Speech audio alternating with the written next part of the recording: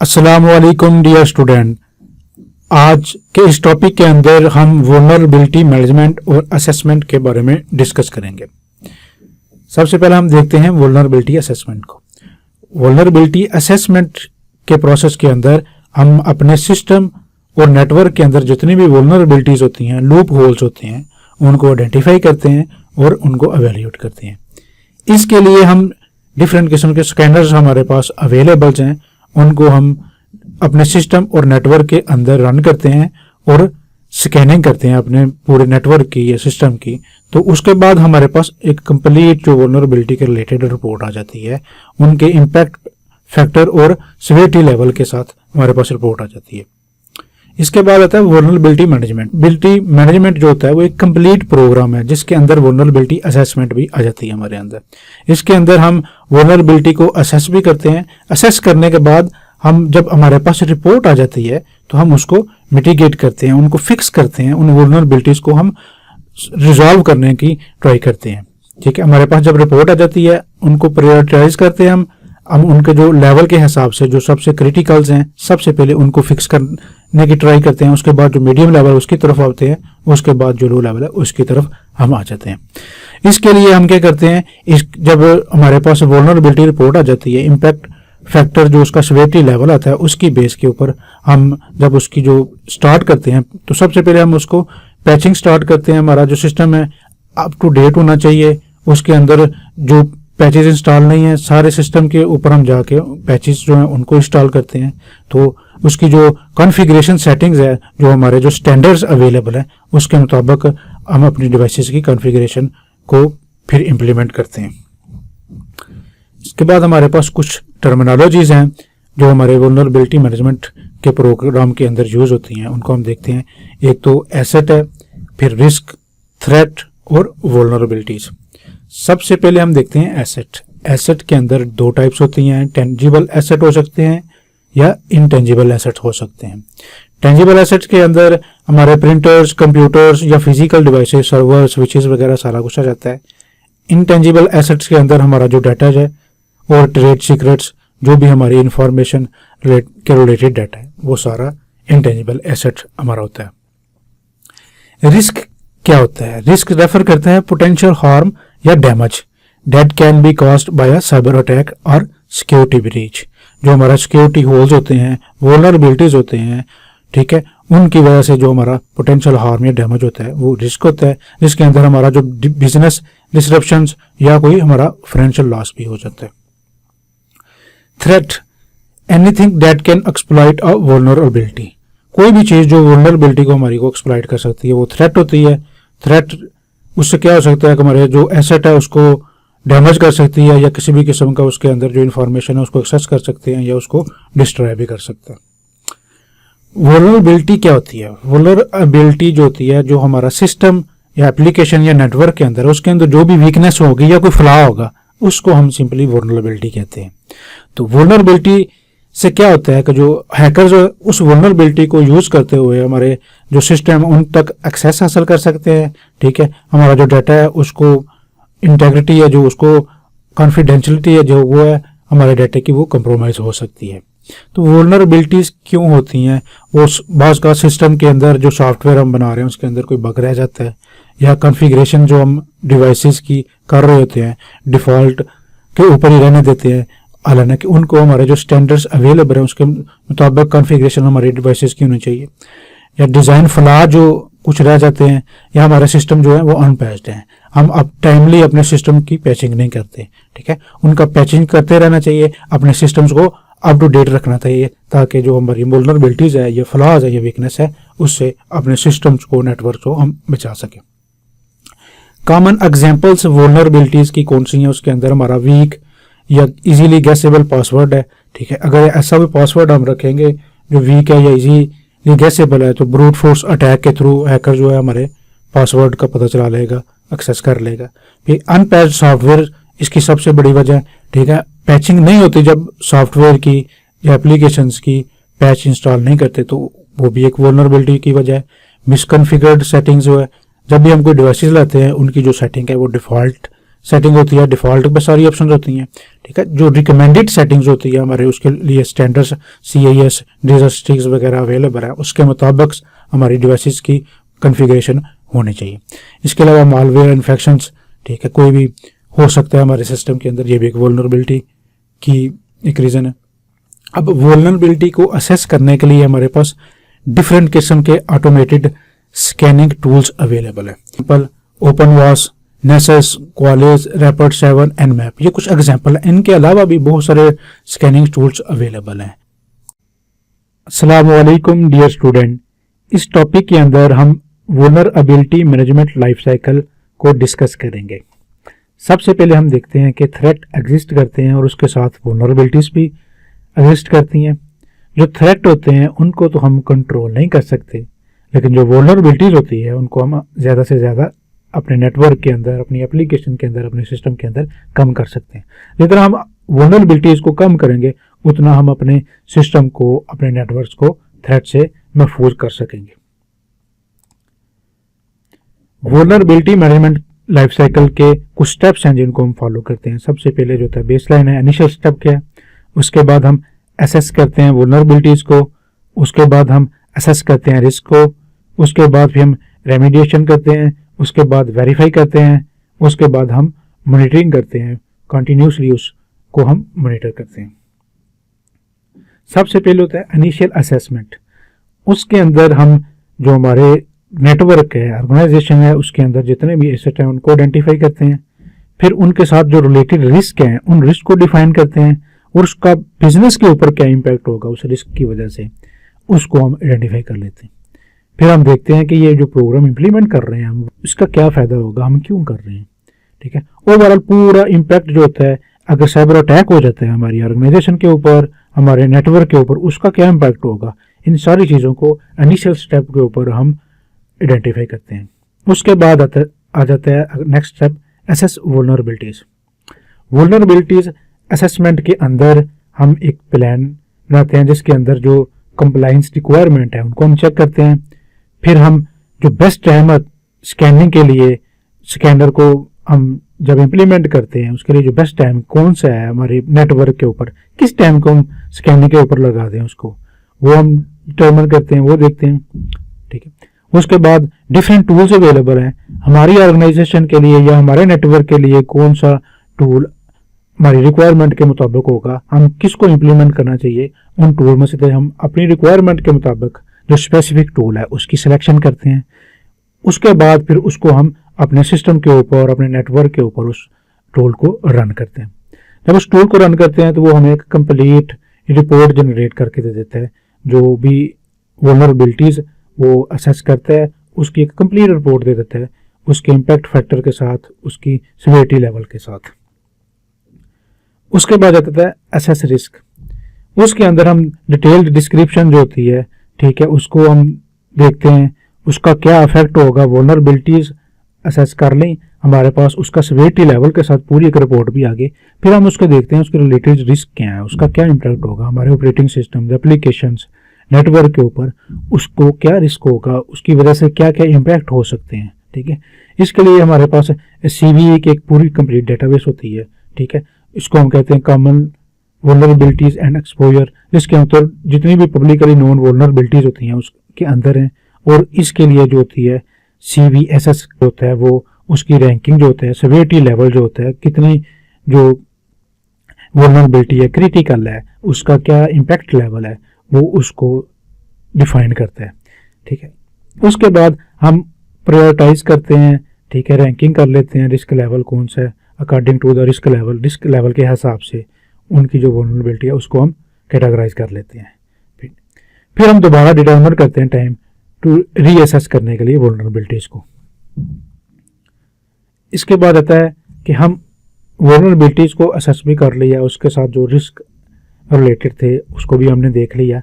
अब जो स्टेप है इसके अंदर हम उनको जितनी भी वल्नरेबिलिटीज है उनको हम फिक्स करने की ट्राई करते हैं। उनके लिए हम जो उसके रिलेटेड पैचेज हैं उनके ऊपर हम रिसर्च करते हैं, उनको देखते हैं भाई कौन से पैचेज उसके लिए हमारे पास अवेलेबल है। उस पैच को लेके हम पूरे सिस्टम के ऊपर उन पैचेज को इंस्टॉल करते हैं। इसके अलावा जो कॉन्फ़िगरेशंस है उनकी सेटिंग्स को हम दोबारा से वेरीफाई कर लेते हैं, जो हमारे स्टैंडर्ड्स हैं उनके मुताबिक हमारी जितनी भी डिवाइसेस हैं कॉन्फ़िगर्ड हैं, ठीक है। उसके बाद जो है रिजल्ट्स हैं उनको हम मॉनिटर करते हैं। उसके बाद हम वेरीफाई करते हैं। वेरीफाई के अंदर क्या करते हैं, अगेन हम रीटेस्ट करते हैं, ठीक है, कि सक्सेसफुली जो प्रॉब्लम है जिसको हम देख रहे थे उसको करेक्ट कर चुके हैं हमने। उसके लिए रीस्कैनिंग होती है, दोबारा सिस्टम की करते हैं, ठीक है। जो ऑलरेडी हमारे पास स्कैनिंग रिजल्ट होते हैं और रीस्कैनिंग रिजल्ट होते हैं उनको हम कंपेयर करके रीटेस्ट कर लेते हैं, वेरीफाई कर लेते हैं। इसके बाद आता है मॉनिटरिंग। क्या होता है कि vulnerability management life cycle on going process है, यानी कि एक दफ़ा हमने कर लिया और हमारा काम खत्म हो गया। ये कंटिन्यूस प्रोसेस है जिसके थ्रू हम अपनी जो ऑर्गेनाइजेशन है उसका हमारा जो डाटा नेटवर्क है उसको हम सिक्योर कर सकते हैं, इस जो वल्नरेबिलिटी मैनेजमेंट को है उसको इम्प्लीमेंट करके।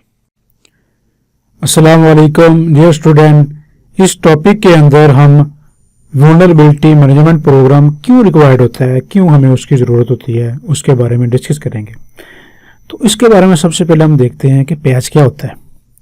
Patch is a piece of software design to update a computer program और its supporting data to fix और इम्प्रूव इट। जैसा कि हमने देखा, पैच एक पीस ऑफ सॉफ्टवेयर होता है कि जो ऑलरेडी जो हमारा सिस्टम है, जो एप्लीकेशन है वो बन चुकी है, ठीक है, उसके अंदर कोई फ्लॉ रह गया है, कोई वल्नरेबिलिटी रह गई है, उसको फिक्स करने के लिए या उसके अंदर जो हमारा सिक्योरिटी फ्लॉ रह गया उसको इम्प्रूव करने के लिए ये पैच रिलीज किया जाता है, एक पीस ऑफ कोड होता है। उसके बाद पैच मैनेजमेंट क्या होती है। Patch management is an area of system management that involves acquiring, testing and installing multiple patches to an administrated computer system। Patch management के अंदर क्या होता है कि हम जो है अक्वायर करते हैं, टेस्ट करते हैं और इंस्टॉल करते हैं मल्टीपल पैचेस को अपने जो कंप्यूटर सिस्टम है उसके अंदर देखने के लिए कि जो हमारे पैच है उनकी वर्किंग कैसी है, जो हमारा सिक्योरिटी होल या हमारे सिस्टम के अंदर कोई फ्लॉ था, जो पैच है उसको हम इम्प्लीमेंट कर रहे हैं, उसको टेस्ट कर रहे हैं कि वाकई जो हमारी वो सिक्योरिटी ब्रीच था, सिक्योरिटी होल था, उसको फिक्स कर रहा है, उसको रिमूव कर रहा है, ख़त्म कर रहा है। तो उसके अंदर पैच मैनेजमेंट के अंदर हम पैचिंग करके सारी टेस्टिंग करके चेक करते हैं। Patch management tasks maintain current knowledge of available patches. हमें जो अवेलेबल पैचेस है उसके बारे में हम नॉलेज यूज़ करते हैं कि भाई ये सिक्योरिटी होल है या हमारे पास ये प्रॉब्लम आई है, तो उसके लिए करंटली कौन कौन से पैचेस अवेलेबल हैं, ठीक है। फिर हम डिसाइड करते हैं जो अवेलेबल पैचेस हैं उनमें से हमारे जो सिस्टम है, हमारा जो स्पेसिफिक सिस्टम है उसके लिए कौन सा पैच पॉसिबल, उसके लिए कौन सा बेस्ट पैचेस है, ठीक है। Ensure that patches are installed. उसके बाद फिर हम उस पैच को अपने सिस्टम के ऊपर इंस्टॉल करते हैं। उसके बाद प्रॉपरली फिर टेस्टिंग, इंस्टॉलेशन कर लिया हमने पैचेस की, उसके बाद प्रॉपरली उसको टेस्ट करते हैं। फिर टेस्ट करने के बाद उसका जब रिजल्ट मिल जाता है उसका प्रॉपर हम डॉक्यूमेंट करते हैं। उसके जो जितने भी प्रोसीजर होते हैं, स्पेसिफिक कॉन्फ़िगरेशन जो रिक्वायर्ड होती है वो सारी हम उसके बारे में डॉक्यूमेंटेशन करते हैं। जो भी प्रोसीजर होता है, कॉन्फ़िगरेशन जो रिक्वायर्ड होती है, टेस्ट करने के बाद जो हमारी जो एप्लीकेशन है उसके लिए जो पैच हमने रिलीज़ किया है, जो हमने बनाया है वो ठीक वर्किंग कर रहा है, जो सिक्योरिटी होल था उसको फिक्स कर रहा है। अगर हम पैचिंग नहीं करेंगे तो उसका रिस्क क्या होगा, ठीक है। तो you might be leaving the door open for a malware attack. अगर तो पैच नहीं करते तो उसकी वजह से कोई हमारा सिस्टम है या एप्लीकेशन है उसके अंदर कोई वल्नरेबिलिटी है, कोई सिक्योरिटी लूप होल है और हमेशा वो ओपन रहेगा, उसको यूज करते हुए अटैकर आपके सिस्टम के अंदर आ सकता है, उसके ऊपर अटैक कर सकता है और उस वल्नरेबिलिटी को एक्सप्लॉइट कर सकता है। ठीक, इसलिए वल्नरेबिलिटी मैनेजमेंट प्रोग्राम ज़रूरी होता है, ठीक है। वल्नरेबिलिटी मैनेजमेंट प्रोग्राम के अंदर हम पूरा एक प्रोसेस है उसको फॉलो करते हैं। जितने भी हमारे जो सिक्योरिटी वल्नरेबिलिटीज़ हैं उनको आइडेंटिफाई करने के बाद उनके अंदर हम फिक्स करते हैं, ठीक है, ताकि टाइमली मैनेजमेंट हो सके। जो पैचिंग है उसको हम टाइमली जो है अपने सिस्टम है अनपैच्ड हैं उनको टाइम के ऊपर हम पैचिंग कर सकते हैं, इंश्योर कर सके जो वल्नरेबिलिटी है वो अब सिस्टम के अंदर हमारी एप्लीकेशन के अंदर प्रेजेंट नहीं रही, अब उसको हमने पैचिंग कर ली है। उसका जो हैकर्स के लिए डोर ओपन था उसको हमने बंद कर लिया है ताकि हैकर्स को दोबारा यूज करके हुए सिस्टम को एक्सप्लॉइट ना कर सकें। अस्सलाम वालेकुम डियर स्टूडेंट, इस टॉपिक के अंदर हम एक्सप्लॉइट को डिस्कस करेंगे। बेसिकली एक्सप्लॉइट क्या होता है कि वो एक प्रोग्राम या पीस ऑफ कोड होता है जो आपकी एप्लीकेशन या सिस्टम के अंदर जो वल्नरेबिलिटी होती है या सिक्योरिटी होता है, जो फ्लॉज होता है, उसका एडवांटेज लेती है। उसको यूज करते हुए जो अटैकर्स हैं वो अपने बेनिफिट के लिए आपकी वल्नरेबिलिटी के थ्रू एक्सप्लॉइट करके अपने मकसद के लिए यूज करते हैं, ताकि आपके सिस्टम तक रसाई हासिल करके आपकी जो सेंसिटिव इंफॉर्मेशन है उसको एक्सेस कर सकें, जो आपका उसका जो भी मकसद है उसके लिए वो उसको यूज कर सके। बेसिकली दो टाइप्स के एक्सप्लॉइट हो सकते हैं, एक रिमोट और एक लोकल। रिमोट एक्सप्लॉइट के अंदर क्या होता है कि रिमोटली जो है वो without any prior access to the vulnerable system, उसके अंदर होता है कि प्रायर एक्सेस के बगैर जो वल्नरेबल सिस्टम है उसको एक्सेस कर सकता है। एग्जांपल है, फॉर एग्जांपल एक अटैकर है, उसने किसी कॉर्पोरेट का वेब सर्वर है उसको कंप्रोमाइज किया, उसके ऊपर अटैक किया, और उसके ऊपर अटैक करके उसने जो उसके दूसरे सिस्टम थे नेटवर्क के, उनके ऊपर भी रसाई हासिल कर रही, वहां तक भी उनको एक्सेस कर लिया।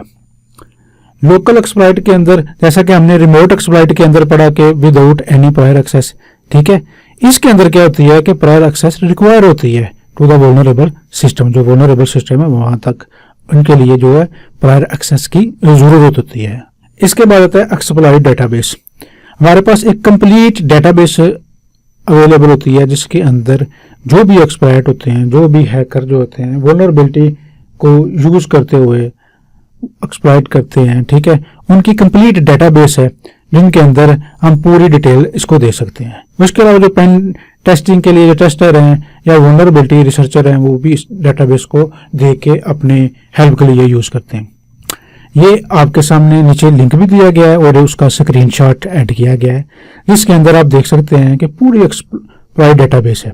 उसके अंदर आप डेट के हिसाब से भी फिल्टर कर सकते हैं, ठीक है, कौन सा टाइटल है, एक्सप्लॉइट कौन सा था, उसकी टाइप क्या है, उसका प्लेटफॉर्म कौन था, ठीक है, किस प्लेटफॉर्म के ऊपर वो जाके एक्सप्लॉइट हुआ, और उसका जो साथ ऑथर है वो भी है।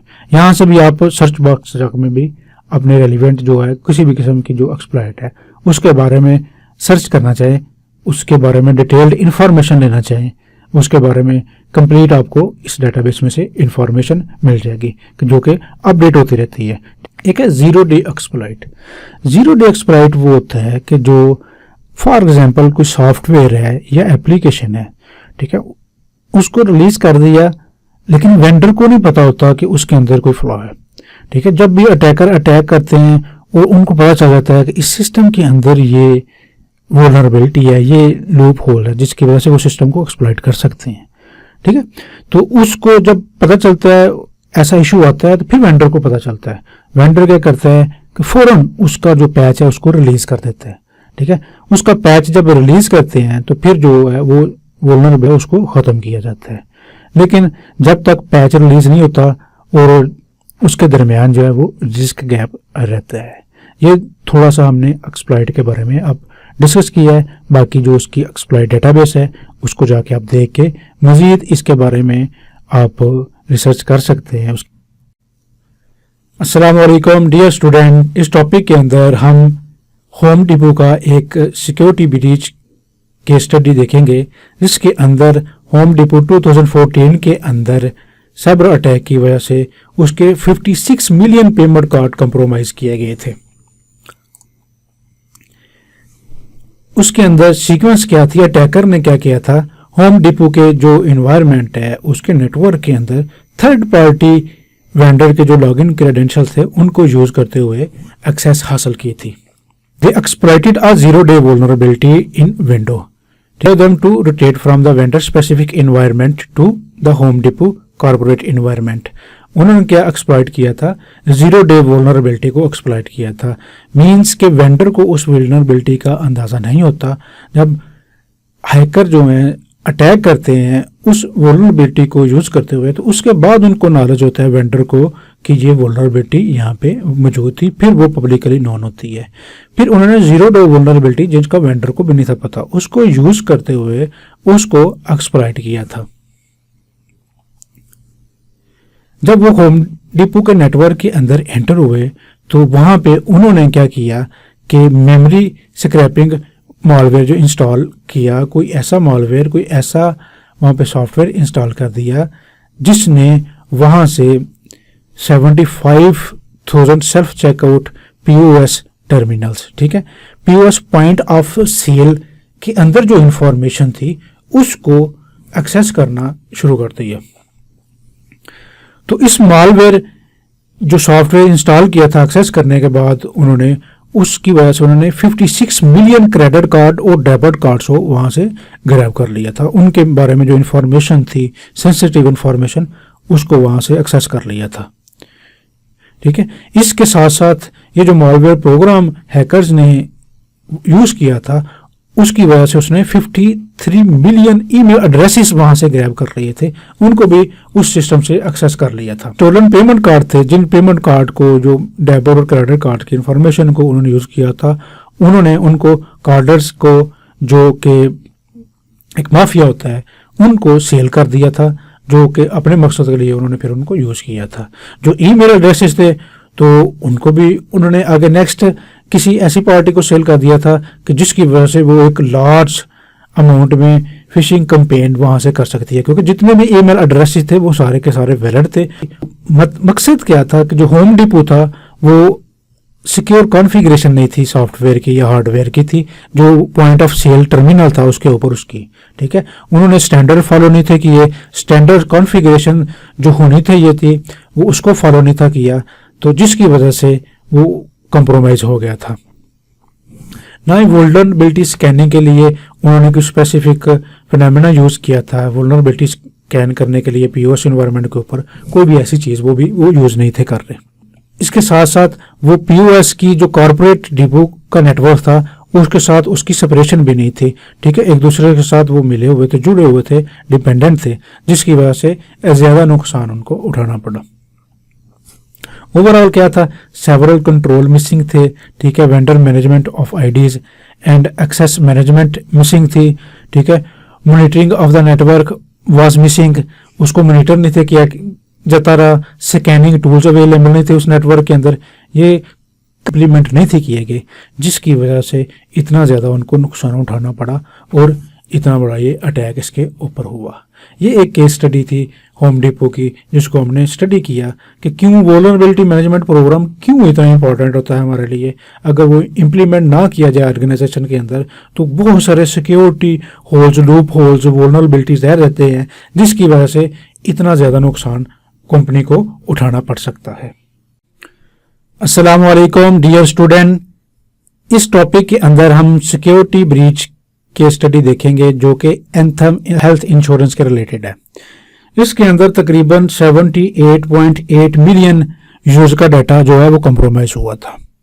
जैसा कि हमें पता है कि अगर किसी ऑर्गेनाइजेशन के अंदर साइबर सिक्योरिटी के रिलेटेड प्रॉपरली प्रोग्राम को इम्प्लीमेंट ना किया जाए, प्रॉपरली कंट्रोल इम्प्लीमेंट ना किया जाए, या वल्नरेबिलिटी मैनेजमेंट का कोई प्रोग्राम इम्प्लीमेंट ना किया जाए, प्रॉपरली स्कैनिंग ना की जाए सिस्टम की, उसकी वजह से उस कंपनी को कितना ज़्यादा नुकसान उठाना पड़ सकता है। अब हम देखते हैं कि किस तरह से हैकर ने इस सिस्टम तक रसाई की और इतना ज़्यादा जो डाटा है उसको वहाँ तक एक्सेस हासिल की। हुआ कुछ यूँ था कि फेब 18 2014 के अंदर एक यूज़र जो कि एंथम सब्सिडरीज मीन्स के एंथम के अंडर जो थर्ड पार्टी थे उसके अंदर एक यूज़र था, उसने एक फिशिंग ईमेल उसको आई जो कि फिशिंग ईमेल थी, उसके अंदर मलिशियस कंटेंट था, उसने उसको ओपन कर लिया। जब उसने उस ईमेल को ओपन किया तो उसके अंदर जो फाइल थी वो डाउनलोड हो गई उस सिस्टम के ऊपर, और उस सिस्टम के ऊपर जब डाउनलोड हो गई तो हैकर ने रिमोटली उस यूज़र के सिस्टम को एक्सेस कर लिया। ना सिर्फ उसको, उसकी वजह से उसने बहुत सारे दूसरे सिस्टम जो उसकी इंटरप्राइज के अंदर थे उनको भी, इवन दो कि उसकी डाटा वेयर हाउस तक भी उसने रसाई हासिल कर ली थी। इनिशियली तो उसने उस सिस्टम को एक्सेस किया था, ठीक है। उसने फिर प्रिविलेजेस लेते हुए, ठीक, की डाटा वेयर हाउस थी जहाँ पे बहुत ही सेंसिटिव कंपनी का डाटा होता है, पर्सनल इंफॉर्मेशन होती है, वहाँ तक उसने रसाई हासिल कर ली थी। उसने तकरीबन 50 अकाउंट और 90 सिस्टम को कॉम्प्रोमाइज़ किया था, जो जिसकी वजह से वो उस कंपनी के डाटा वेयर हाउस तक पहुंच गया था। जब उस डाटा वेयर हाउस तक पहुंचा, जैसा कि हमें पता है कि उस डाटा वेयर हाउस के अंदर बहुत ज़्यादा सारी इन्फॉर्मेशन ही वहाँ पे होती है, इवन दो के पर्सनल आइडेंटिफाइबल इंफॉर्मेशन वहाँ पे अवेलेबल होती है। तो वहाँ से उसने जितनी भी इंफॉर्मेशन थी, तकरीबन 78.8 मिलियन यूज़र का जो यूनिक यूज़र का रिकॉर्ड था, वहाँ से उसको एक्सेस कर लिया। इतना ज़्यादा नुकसान उस कंपनी को उठाना पड़ा। तो हुआ क्या था, वल्नरेबिलिटी थी नेटवर्क के अंदर, एक्सप्लॉइटेबल वल्नरेबिलिटी थी। और दूसरा यह था कि यूज़र सिक्योरिटी अवेयरनेस, यूज़र के अंदर सिक्योरिटी अवेयरनेस नहीं थी, उनको पता नहीं था, जिसकी वजह से उसने फिशिंग ईमेल के ऊपर क्लिक किया, उसको ओपन कर लिया और इतना ज़्यादा उनको नुकसान उठाना पड़ा। उसके बाद जब इतना ज़्यादा नुकसान इनको हो गया तो कंपनी ने फिर किस तरह से इसको फिक्स किया, उसने 2 फैक्टर ऑथेंटिकेशन को इम्प्लीमेंट किया। तो उसके साथ जो रिमोटली एक्सेसिबल टूल थे उनके ऊपर 2 फैक्टर ऑथेंटिकेशन को इनेबल किया। फिर उन्होंने प्रिविलेज्ड अकाउंट मैनेजमेंट सोल्यूशन जो है उसको डिप्लॉय किया, और इसके साथ ही उन्होंने इनहेंस्ड किया जो लॉगिंग रिसोर्सेज थे अपने event and incident management solution के अंदर, उनके अंदर जो लॉगिंग रिसोर्सेज थे उनको भी इनहेंस किया। ठीक है, फर्दर उन्होंने जितने भी पासवर्ड थे, प्रिविलेज्ड यूजर थे उस कंपनी के, सबके पासवर्ड को रीसेट किया। ठीक है, ये रिमोटली एक्सेस थी जिनके पास, उसको सस्पेंड कर दिया।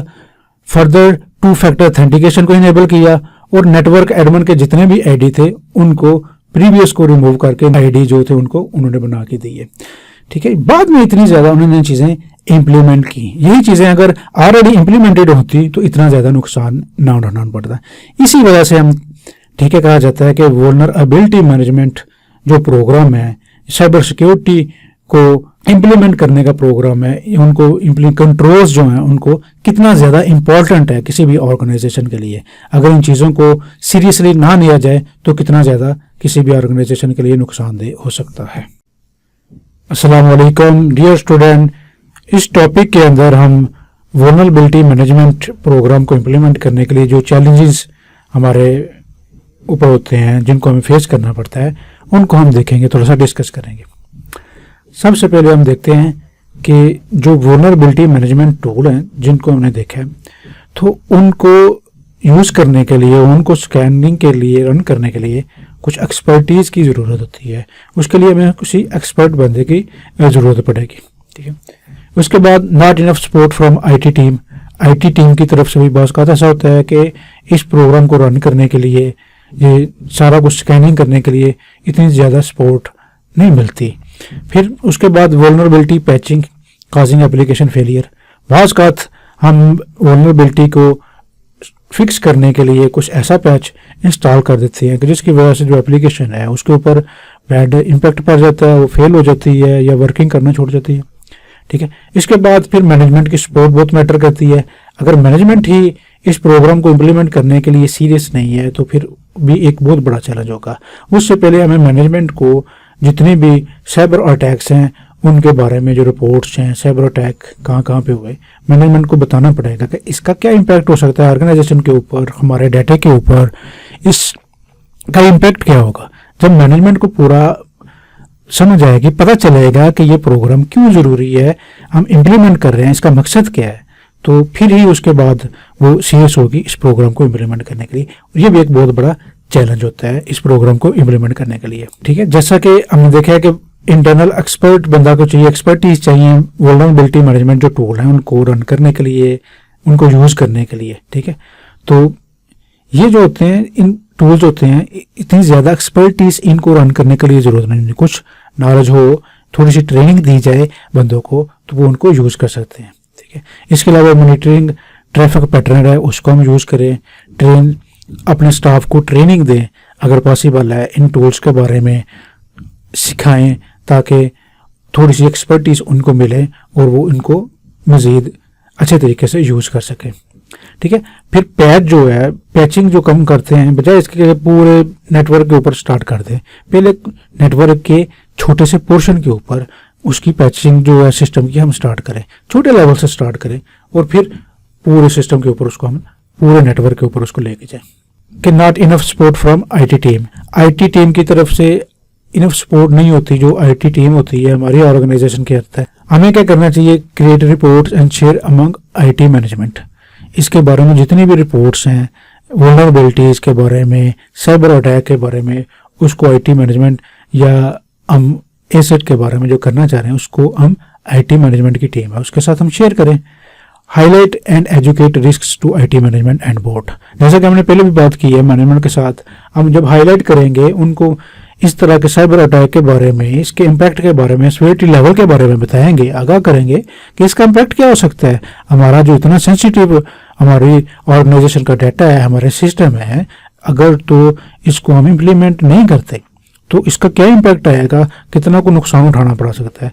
उनको हाईलाइट करके जब उनको अवेयर करेंगे, एजुकेट करेंगे, तो फिर ही वो उस प्रोग्राम को अलाउ करने की इजाज़त देंगे। फिर उसके बाद है पैचिंग कॉजिंग एप्लीकेशन फेलियर। ठीक है, बाज़ बात ऐसा होता है कि हम ऐसे पैच को यूज़ कर लेते हैं जिसकी वजह से जो सिस्टम है वो फेलियर हो जाता है। ठीक है, पहले हम उसको क्या करेंगे, एक टेस्ट इन्वायरमेंट के अंदर एक टेस्टिंग करें, एक टेस्ट इन्वायरमेंट के अंदर उस पैच को हम यूज़ करके देखेंगे वर्किंग ठीक कर रही है, इसका कोई दूसरा बैड इम्पैक्ट तो नहीं है। टेस्ट करें, test the compensating control. Testing करने के बाद फिर document the compensating controls. Testing के बाद जो रिजल्ट है उसको फिर हम डॉक्यूमेंट में लिखें और उसके बाद फिर हम प्रॉपरली उसको इम्प्लीमेंट करें। तो मैनेजमेंट की तरफ से सपोर्ट नहीं होती, वो कहते हैं भाई हमारा सिस्टम चल रहा है तो चलने दें, हम इस प्रोग्राम को इम्प्लीमेंट करने के लिए क्यों हमें रिसोर्स भी ज़ाया करें, अपना पैसा भी ज़ाया करें। ठीक है, इसलिए मैनेजमेंट के साथ हमें जो है इंसिडेंट हुए हैं साइबर अटैक रिलेटेड उनको हाईलाइट करने की ज़रूरत होती है। ठीक है, ताकि पता चले उनको कि इसका इम्पैक्ट हमारी ऑर्गेनाइजेशन के ऊपर क्या आएगा। इसलिए हमें अवेयरनेस की बहुत ज़रूरत है ताकि हम दूसरों को अवेयर कर सकें कि इसका मकसद क्या है, क्यों ये प्रोग्राम ज़रूरी है। ये कुछ चैलेंजेस हैं जो हमें फेस करने पड़ते हैं इसके अंदर। अस्सलाम वालेकुम डियर स्टूडेंट, इस टॉपिक के अंदर हम वल्नरेबिलिटी स्कैनर्स के बारे में डिस्कस करेंगे। हमारे पास डिफरेंट किस्म के जो वल्नरेबिलिटी स्कैनर्स हैं, ऑटोमेटेड स्कैनिंग करते हैं, जो हमारे पास अवेलेबल हैं। करते क्या हैं, वल्नरेबिलिटी स्कैनर्स जब हम यूज़ करते हैं वो आइडेंटिफाई करते हैं वल्नरेबिलिटीज़ को, असेस करते हैं और उनकी हमारे पास एक कंप्लीट रिपोर्ट जो होती है उनकी क्रिटिकल लेवल के हिसाब से वो हमें जनरेट करके देते हैं। Vulnerabilities are weakness exist in many different places.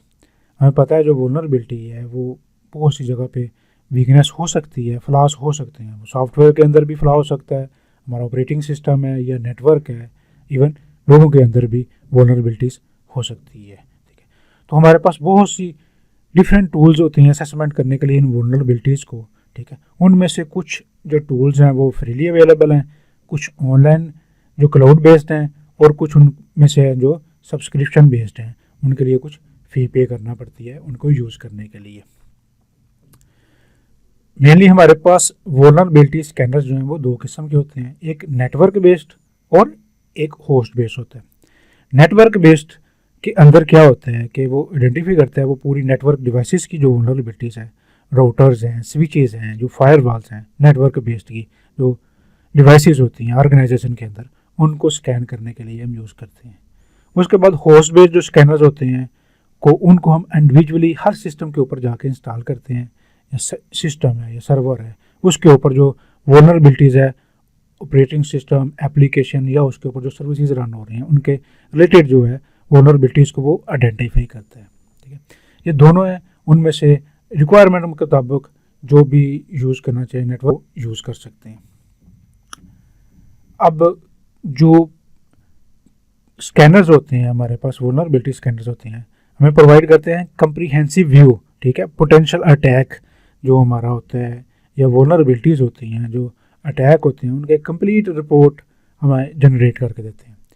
सबसे पहले तो वो वल्नरेबिलिटीज़ को आइडेंटिफाई करते हैं जब हम उनको स्कैनिंग करते हैं उन टूल्स को यूज़ करते हुए, फिर उनको रैंकिंग करते हैं, प्रायोरिटाइज करते हैं। ठीक है, उनकी रेमेडिएशन एफर्ट को। ठीक है, उसके बाद इम्प्रूव करते हैं जो उसका सिक्योरिटी पोस्चर्स है। फ़ायदा क्या होता है कि बजाय इसके कि हम सिस्टम के जाके ऊपर मैनुअली देखें, अपना इतना ज़्यादा टाइम भी वेस्ट करें, वो स्कैनिंग जो टूल्स होता है ऑटोमेटिकली पूरी स्कैनिंग करके वल्नरेबिलिटीज़ को आइडेंटिफाई करते हैं, उनको रैंकिंग करके उनके सिवियरिटी लेवल के हिसाब से पूरी रिपोर्ट जनरेट करके आपको देते हैं। ठीक है, इससे आपके रिसोर्सेज भी बचते हैं और आपके टाइम की भी बचत हो जाती है। डिफरेंट किस्म के सिक्योरिटी जो वल्नरेबिलिटी स्कैनर्स हैं अवेलेबल हैं उनमें से हम देखते हैं एक ओपनवास, इसका लिंक भी अपने नीचे दिया हुआ है, जाके इसको भी आप एक्सप्लोर कर सकते हैं। उसके बाद हमारे पास ठीक है एक विगा जो होता है वेबसाइट स्कैनिंग टूल्स अवेलेबल है, स्कैनर है ठीक है, ऑटोमेटेड स्कैनिंग करता है, वो भी अवेलेबल है। उसके बाद ये एक रिपोर्ट है, समरी रिपोर्ट, जो आप देख सकते हैं सैम्पल रिपोर्ट वल्नरेबिलिटी स्कैनर जो होता है ओपनवास की, नीचे लिंक भी दिया हुआ है, उससे जाके आप देख सकते हैं कि एक सैंपल के तौर पे एक समरी रिपोर्ट आपको दिखाई गई है किस तरह से वल्नरेबिलिटी को वो आइडेंटिफाई करके जो स्कैनर्स हैं हमें रिपोर्ट देते हैं। इसके अंदर देखिए उन्होंने बताया हुआ है कि हाई लेवल के जो ज़्यादा क्रिटिकल हैं वो वल्नरेबिलिटी कितनी उन्होंने आइडेंटिफाई की है, मीडियम लेवल की कितनी की है और लो लेवल की कितनी की है। इस तरह से एक पूरी कंप्रीहेंसिव रिपोर्ट जनरेट करके जो स्कैनर्स हैं हमें दे देते हैं। इसके बाद नेसेस एक बहुत ही प्रोफेशनली अवेलेबल टूल्स है असेस करने के लिए। इसके बाद ट्रिपवायर एक टूल है ठीक है, इसको भी आप देख सकते हैं ठीक है। इसके लिए मेजर बैंकिंग इंस्टीट्यूशंस जो फाइनेंशियल इंस्टीट्यूशन है उनकी केस स्टडी है, बहुत सारे उनको यूज़ कर रहे हैं, इसके बारे में ये भी जाके आप वहाँ से देख सकते हैं, स्टडी कर सकते हैं। इसके बाद काली लिनक्स हमारे पास भी यूज़ होती है जो वल्नरेबिलिटी असेस करते हैं पेन टेस्टिंग के अंदर, सिक्योरिटी टेस्टिंग के अंदर हमारी एप्लीकेशंस की, उसके लिए बहुत ही ये लिनक्स काली लिनक्स जो है टूल्स यूज़ होता है। इसके अंदर क्योंकि बहुत सारे टूल्स हैं इसके लिए ऑलरेडी अवेलेबल है, उनको जाके सिर्फ आपने यूज़ करना है। फिर ये नेसेस है ठीक है, उसका आप जाके अपना अकाउंट क्रिएट करके 7 डेज़ के ट्रायल पीरियड के लिए उसको आप यूज़ कर सकते हैं, एक्सप्लोर कर सकते हैं।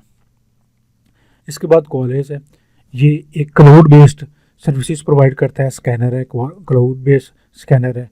इसको भी जाके इसकी कुछ सर्विसेज फ्री है अवेलेबल भी हैं ठीक है, जिसके अंदर जो ब्राउज़र चेक SSL चेक है, तो इसको भी आप अकाउंट क्रिएट करके आप इसको एक्सप्लोर कर सकते हैं।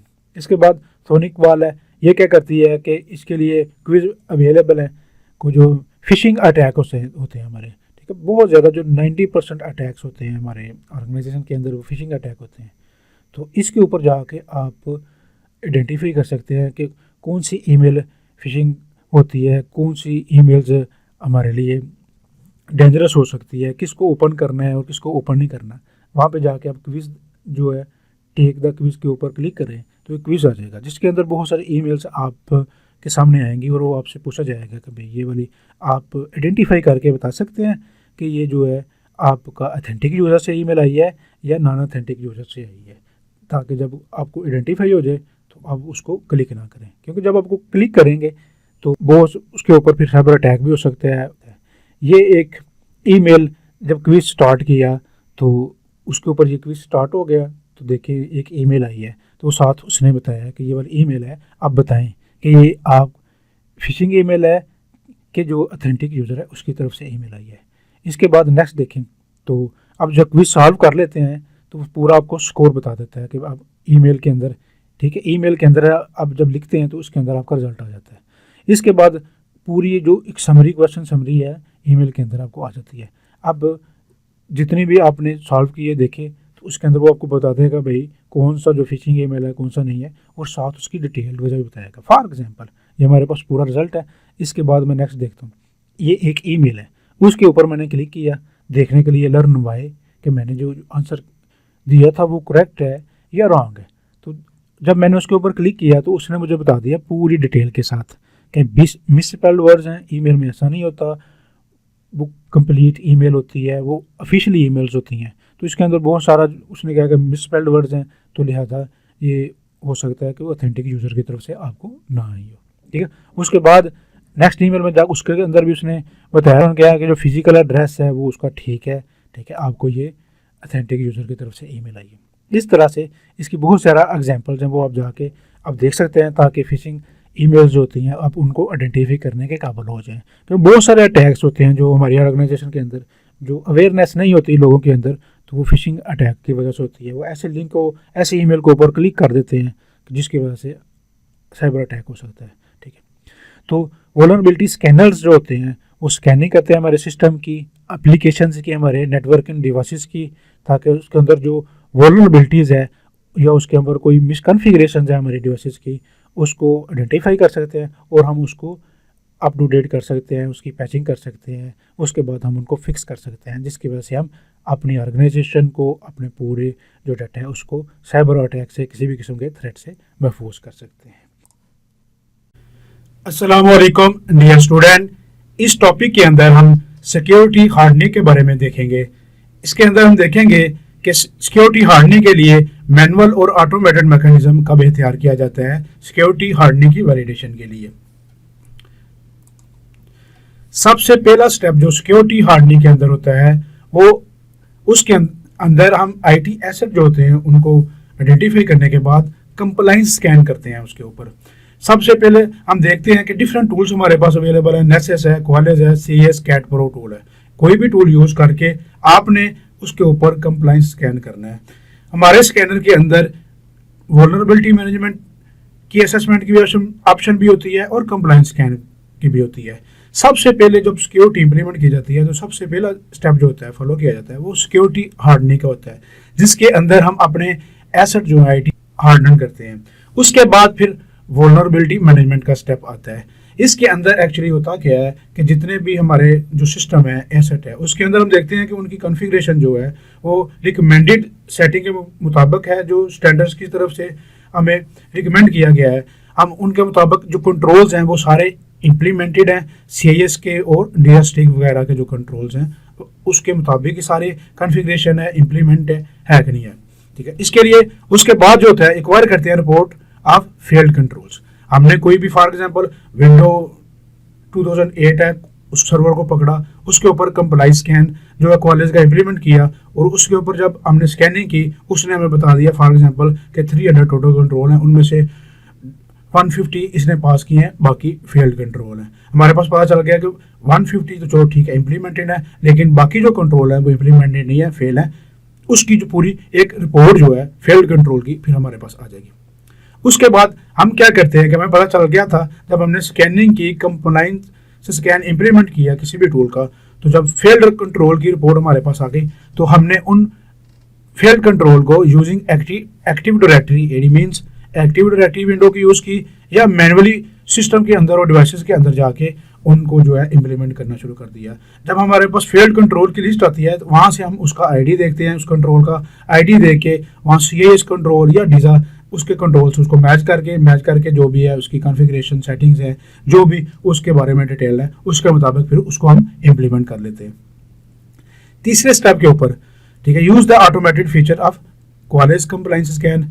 क्वालिस का करें या नेसेस का करें या सीआईएस कैट प्रो टूल, जिसका भी आपने यूज़ करना है, ऑटोमेटेड फीचर को यूज़ करें और उसको हम वेरीफाई करते हैं कि जो हमने कंट्रोल फेल थे जो हमारे पास लिस्ट के अंदर आए थे, क्या जो अप्लाई किए हैं वो वेरीफाई करते हैं कि applied controls are in place. जितने भी कंट्रोल हमने अप्लाई किए थे वो उसके मुताबिक सेट हो चुके हैं कि नहीं हो चुके।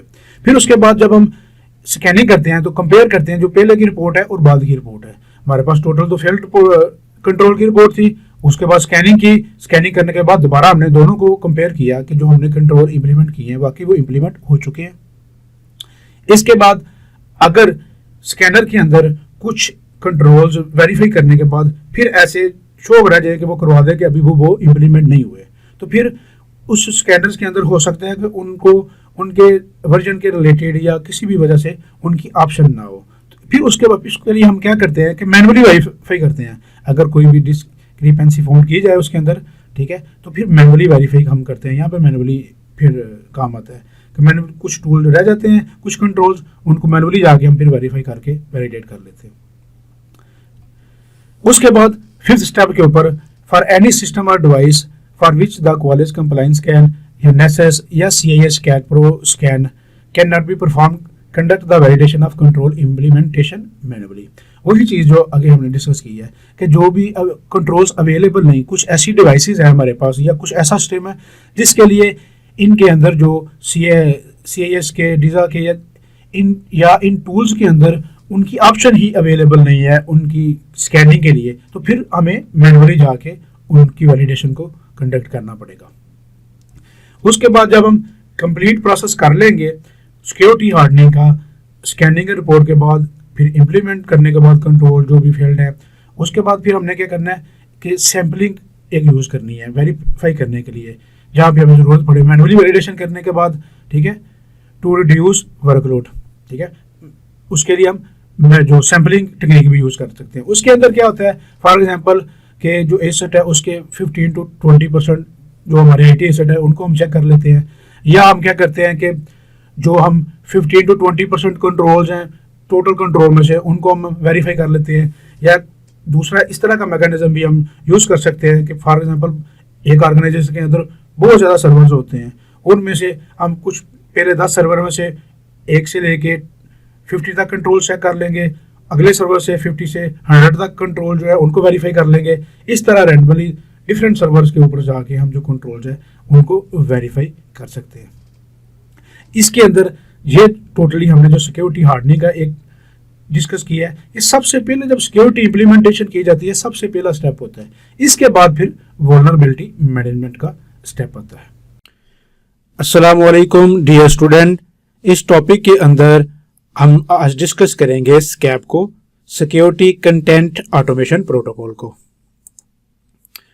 स्कैप को निस्ट ने डेवलप किया था डिफरेंट गवर्नमेंट एजेंसीज और इंडस्ट्री पार्टनर के साथ मिलके।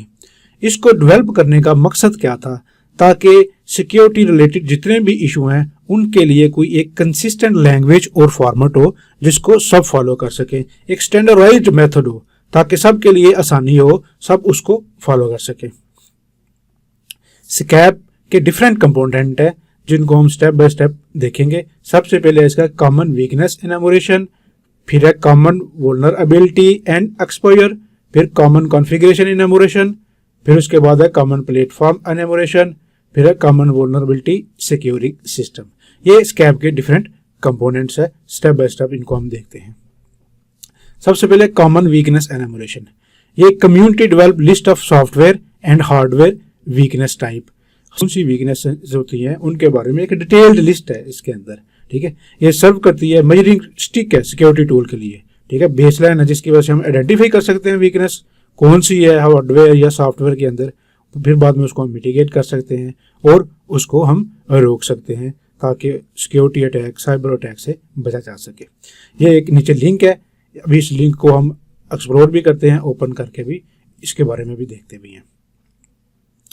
ये एक स्क्रीनशॉट है, ठीक है, कॉमन वीकनेस एनुमरेशन की जो डिटेल्ड लिस्ट है उसके बारे में, ठीक है। आप यहाँ से इसको सर्च कर सकते हैं by software development, by hardware design, by research concept, by other criteria, किसी भी क्राइटेरिया से इसको रिसर्च कर सकते हैं। अभी बाद में जाके हम इस वेबसाइट को ओपन करके वहाँ से इसको सर्च करके देखेंगे तो डिटेल के साथ आपको एक आइडिया हो जाएगा। उसके बाद है common vulnerabilities and exposure, CVE, जो कि नॉन वल्नरेबिलिटीज होती हैं। हमारी जो भी प्रोडक्ट है या जो भी हमारी एप्लीकेशन है उनके अंदर जो वल्नरेबिलिटी नोन हो जाती हैं, जिनका पता चल जाता है वल्नरेबिलिटीज का, उसकी एक डिटेल्ड लिस्ट होती है जो पब्लिकली अनाउंस की जाती है उसके इम्पैक्ट फैक्टर के साथ कि ये एक वल्नरेबिलिटी है, इस किस लेवल तक, किस हद तक ये स्वेयर है, इसकी क्रिटिकल सिचुएशन क्या है, कितना इम्पैक्ट कर सकती है, पूरी डिटेल के साथ उसकी लिस्ट होती है। इससे हम आइडेंटिफाई कर सकते हैं और जितनी भी वल्नरेबिलिटीज है उनको हम इम्पैक्ट फैक्टर के हिसाब से क्लासीफाई कर सकते हैं। उसके बाद आता है कॉमन कॉन्फ़िगरेशन एनुमरेशन। इसके अंदर क्या होता है, एक स्टैंडर्डाइज्ड मेथड होता है जो हमारे सिस्टम या एप्लीकेशन है उनको कॉन्फ़िगर करने का, ताकि बाय डिफ़ॉल्ट जो डिवाइसेस आती हैं हमारी जो भी चीज़ें आती हैं एप्लीकेशन है उनकी डिफ़ॉल्ट सेटिंग होती है। तो इसके अंदर सिक्योरिटी के पर्सपेक्टिव से एक स्टैंडर्डाइज्ड मेथड होता है जिसको फॉलो करके उसकी कॉन्फ़िगरेशन की जाती है ताकि जितने भी सिक्योरिटी पोस्चर्स हैं या वल्नरेबिलिटीज़ है उनको हम रोक सकें और जितनी भी चीज़ें हैं उनको हम स्टैंडर्डाइज्ड तरीके से कॉन्फ़िगर करके अपना साइबर अटैक से या किसी भी किस्म के सिक्योरिटी वल्नरेबिलिटी से उसको हम सेव कर सकें, ठीक है। इसको भी निस्ट मेंटेन करती है, ठीक है। टीम इसको क्यों करती है यूज़, ताकि एवेल्युएट करती है अपने सिक्योरिटी पोस्चर्स को अपने सिस्टम के अंदर, आइडेंटिफाई करती है मिसकॉन्फ़िगर्ड सेटिंग्स, जो भी सेटिंग अगर स्टैंडर्ड के मुताबिक नहीं है वहाँ से देख के उसको अपने स्टैंडर्ड के मुताबिक कर लेती है। ये नीचे उसके लिंक दिए गए हैं, अभी इसको जाके हम ओपन करके एंड पे देखेंगे।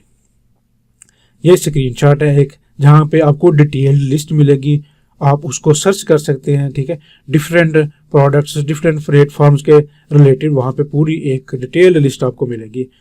इंटरनेट एक्सप्लोरर के रिलेटिव भी देखें, अपाची टॉमकैट है, अपाची HTTP है, डिफरेंट प्रोडक्ट्स के रिलेटिव यहाँ पे आपको कॉन्फ़िगरेशन की जो सेटिंग है उसके डिटेल मिल जाएगी। आगे इसके बाद आता है कॉमन प्लेटफॉर्म इनैमोरेशन। इसके अंदर एक स्टैंडर्डाइज्ड मेथड होता है कि जो भी हमारी प्रोडक्ट है, जो भी हमारी एप्लीकेशन है, उनके लिए एक ऐसा स्ट्रक्चर बनाया जाए, एक यूनिफॉर्म वे हो। इंडस्ट्रीज हैं या ऑर्गेनाइजेशन है, उनके पास एक यूनिक मेथड हो ताकि सब उसको फॉलो करें और सबके लिए फिर आसानी हो। जैसे कि सबसे पहले वेंडर नेम आता है, फिर प्रोडक्ट का नेम आता है, फिर वर्जन नंबर आता है और उसके बाद एडिशन आता है। इस तरह से उसको नेम को लिखा जाता है, नेमिंग कन्वेंशन यूज की जाती है। देखिए इसके 3 कंपोनेंट होते हैं। सबसे पहले कोई भी हम नेम देंगे, ठीक है, कम अपना जिस भी प्रोडक्ट का देना है या जिस भी एप्लीकेशन का देना है, सबसे पहले वेंडर का नाम आएगा, उसके बाद वेंडर के नाम के बाद प्रोडक्ट का नेम आता है और फिर वर्जन नंबर आता है। फॉर एग्जांपल के तौर पर विंडो 10 के लिए एक CPE स्ट्रिंग हमने क्रिएट करनी है, तो उसके लिए क्या होगा, CPE स्ट्रिंग के अंदर क्या होगा, सबसे पहले हमने क्या कहा था, वेंडर नेम होता है, वेंडर कौन सा है, माइक्रोसॉफ्ट है। फिर उसके बाद प्रोडक्ट का नेम होता है, प्रोडक्ट कौन सी है जी, विंडो है। फिर उसके बाद वर्जन नंबर होता है, वर्जन नंबर उसका कौन सा है, 10, विंडो 10 है, ठीक है। प्रोडक्ट का नेम आता है, वेंडर नेम, उसके बाद प्रोडक्ट नेम और फिर उसके बाद वर्जन नंबर। ये एक स्टैंडर्डाइज्ड मेथड है जिसको सब फॉलो करते हैं, ठीक है, ताकि सबके लिए आसानी हो। जो वल्नरेबिलिटी स्कैनर हैं उनको स्कैनिंग जब करते हैं तो फिर इसी चीज़ को मद्देनजर रख के वो आइडेंटिफाई करते हैं वल्नरेबिलिटीज़ को और अपनी सॉफ्टवेयर प्रोडक्ट को नॉन वल्नरेबिलिटी के साथ मैच करते हैं। इंडस्ट्री लेवल के ऊपर फॉलो किया जाता है, इसके साथ नेमिंग कन्वेंशन यूज़ किए जाते हैं। इसके वेबसाइट के ऊपर आपको जाएं तो कंप्लीट जो आपको है ना CPE की एक लिस्ट मिल जाएगी, उसके ऊपर भी। उसके बाद आता है कॉमन वल्नरेबिलिटी सिक्योरिंग सिस्टम। ये क्या होता है कि जो वो नॉन वल्नरेबिलिटीज होती हैं हमारी, उनका इम्पैक्ट फैक्टर सिवियरिटी लेवल बताता है कि वो किस हिसाब तक सिवियर है, कितना क्रिटिकल है जो वल्नरेबिलिटी हमें पता चली है। इसको वो आइडेंटिफाई करने के लिए, इसका जो रैंकिंग करने के लिए, इम्पैक्ट फैक्टर बताने के लिए वो डिफरेंट किस्म के जो फैक्टर है, डिफरेंट किस्म के मेथड जो है उनको फैक्टर को मद्देनजर रख के फिर वो उसको प्रायोरिटाइज करता है, फिर उसकी रैंकिंग करता है कि ये वाली वल्नरेबिलिटी किस हद तक स्वेयर हो सकती है, किस हद तक डैमेज कर सकती है आपके एसेट को, ठीक है। ये पूरा एक जो उसका स्कोरिंग सिस्टम है, इसके 0 से लेकर 10 तक पॉइंट होते हैं। बाद में मजीद डिटेल के साथ इसको हम देखेंगे। डिफरेंट फैक्टर्स हैं जिसको ये मद्देनजर रख के फिर वो बताता है कि ये वाली वल्नरेबिलिटी किस हद तक स्वेयर है। उस सबसे पहले होता है एक्सेस फैक्टर है, फिर अटैक कम्प्लेक्सिटी है, फिर उसका प्रिविलेज रिक्वायर्ड है कि नहीं है, फिर उसकी यूजर इंटरेक्शन। ये डिफरेंट मेथड है जिनको वो फॉलो करके फिर बताता है कि भाई इसका लेवल कितना है, इम्पैक्ट लेवल कितना है। इसके बाद आता है हमारे पास NVD, नेशनल वल्नरेबिलिटी डेटाबेस। ये एक नेशनल डेटाबेस होती है जिसके अंदर जो नॉन वल्नरेबिलिटीज होती है हमारी, मीन्स के जो CVE की लिस्ट होती है वो इसके अंदर फीड की जाती है।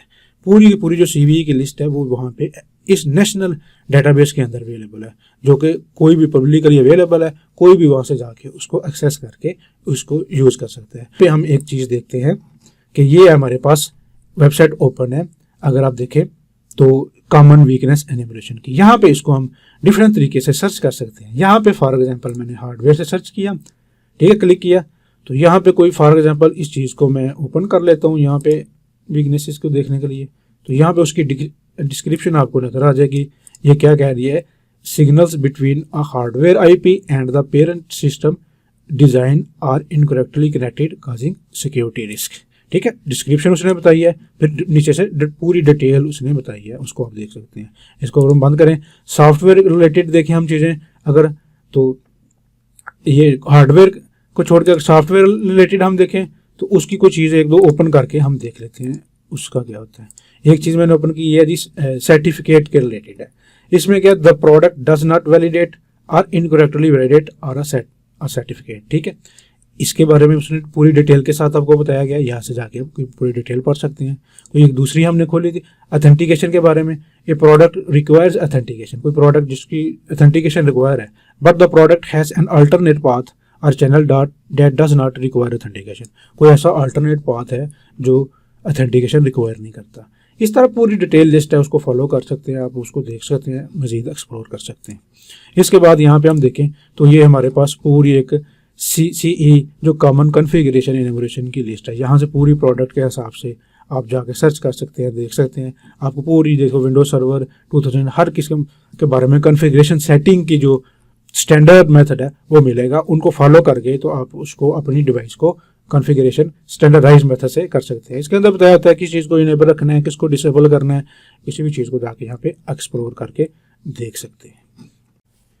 अस्सलाम वालेकुम डियर स्टूडेंट, आज के इस टॉपिक के अंदर हम डिस्कस करेंगे common vulnerabilities and exposure CVE को।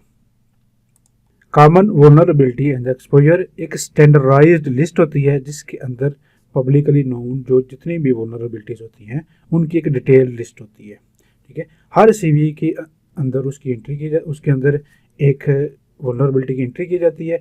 हर वल्नरेबिलिटी को एक यूनिक आइडेंटिफाइड नंबर दिया जाता है, डिस्क्रिप्शन दी जाती है, पूरी डिटेल बताई जाती है उसके बारे में, फिर उसके साथ कौन सी चीज़ अफेक्ट हो सकती है, सॉफ्टवेयर या हार्डवेयर, और साथ उसका स्कोर लेवल बताया जाता है कि किस लेवल तक ये सवेयर है, किस लेवल तक इसका इम्पैक्ट है, लो है, हाई है, मीडियम है। पूरी डिटेल उस लिस्ट के अंदर अवेलेबल होती है। ठीक है, इसका जो स्कोर है वो कॉमन वल्नरेबिलिटी स्कोरिंग सिस्टम की तरफ से डिफाइन किया जाता है डिफरेंट मैटर को मद्देनजर रखते हुए, और उस जो CVE की लिस्ट है उसको नेशनल वल्नरेबिलिटी डेटाबेस के अंदर फीड किया जाता है, वहाँ पे उसको रखा जाता है। ये डिफरेंट लिंक्स दिए गए हैं जहाँ से आप जाके इनको देख सकते हैं। यहाँ पे हम देखते हैं वल्नरेबिलिटी का एक लाइफ साइकिल क्या होता है। ठीक है, सबसे पहले कोई भी पर्सन है या ऑर्गेनाइजेशन है वो डिस्कवर करती है, उनको पता चलता है कोई हमारे सिस्टम के अंदर, हमारे एप्लीकेशन के अंदर कोई वल्नरेबिलिटी है, उसको डिस्कवर करते हैं। जैसे ही उनको पता चलता है उसके बाद उसको क्या करते हैं, CVE के जो पर्सन है रिलेटेड उसको उसकी वल्नरेबिलिटी के रिलेटेड रिपोर्ट करते हैं। जब उसको पता चलता है CVE के पार्टिसिपेंट को रिपोर्ट करते हैं तो वो क्या करता है, ठीक है, वो उसको एक आइडेंटिफाई CVE ID उसको असाइन करता है, स्पेसिफिक ID उसका रखता है। उसके बाद उस ID को रिजर्व किया जाता है उसके लिए। ठीक है, स्पेसिफिक उस वल्नरेबिलिटी के लिए उसको रिजर्व कर दिया जाता है। उसके बाद उस CVE को जो भी रिपोर्ट हुई थी उसको डिटेल के अंदर CVE की लिस्ट के अंदर सबमिट कर दिया जाता है। जब उस लिस्ट के अंदर सबमिट कर दिया जाता है, सबमिट करने के बाद उसको फिर पब्लिकली अनाउंस किया जाता है, अपनी लिस्ट को पब्लिकली अवेलेबल कर दिया जाता है दूसरे लोगों के लिए।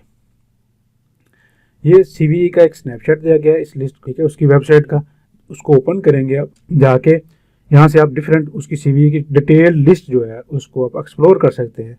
जितने भी वल्नरेबिलिटीज़ है वहाँ से उसको जाके देख सकते हैं। पहले इसको माइटर जो है वो इसके बारे में जितनी भी इंफॉर्मेशन है वो कलेक्ट करके रखती थी, अब इसको जो है वो NIST जो है वो मेंटेन करती है। ये एक CVE डिटेल, ये एक स्क्रीनशॉट है।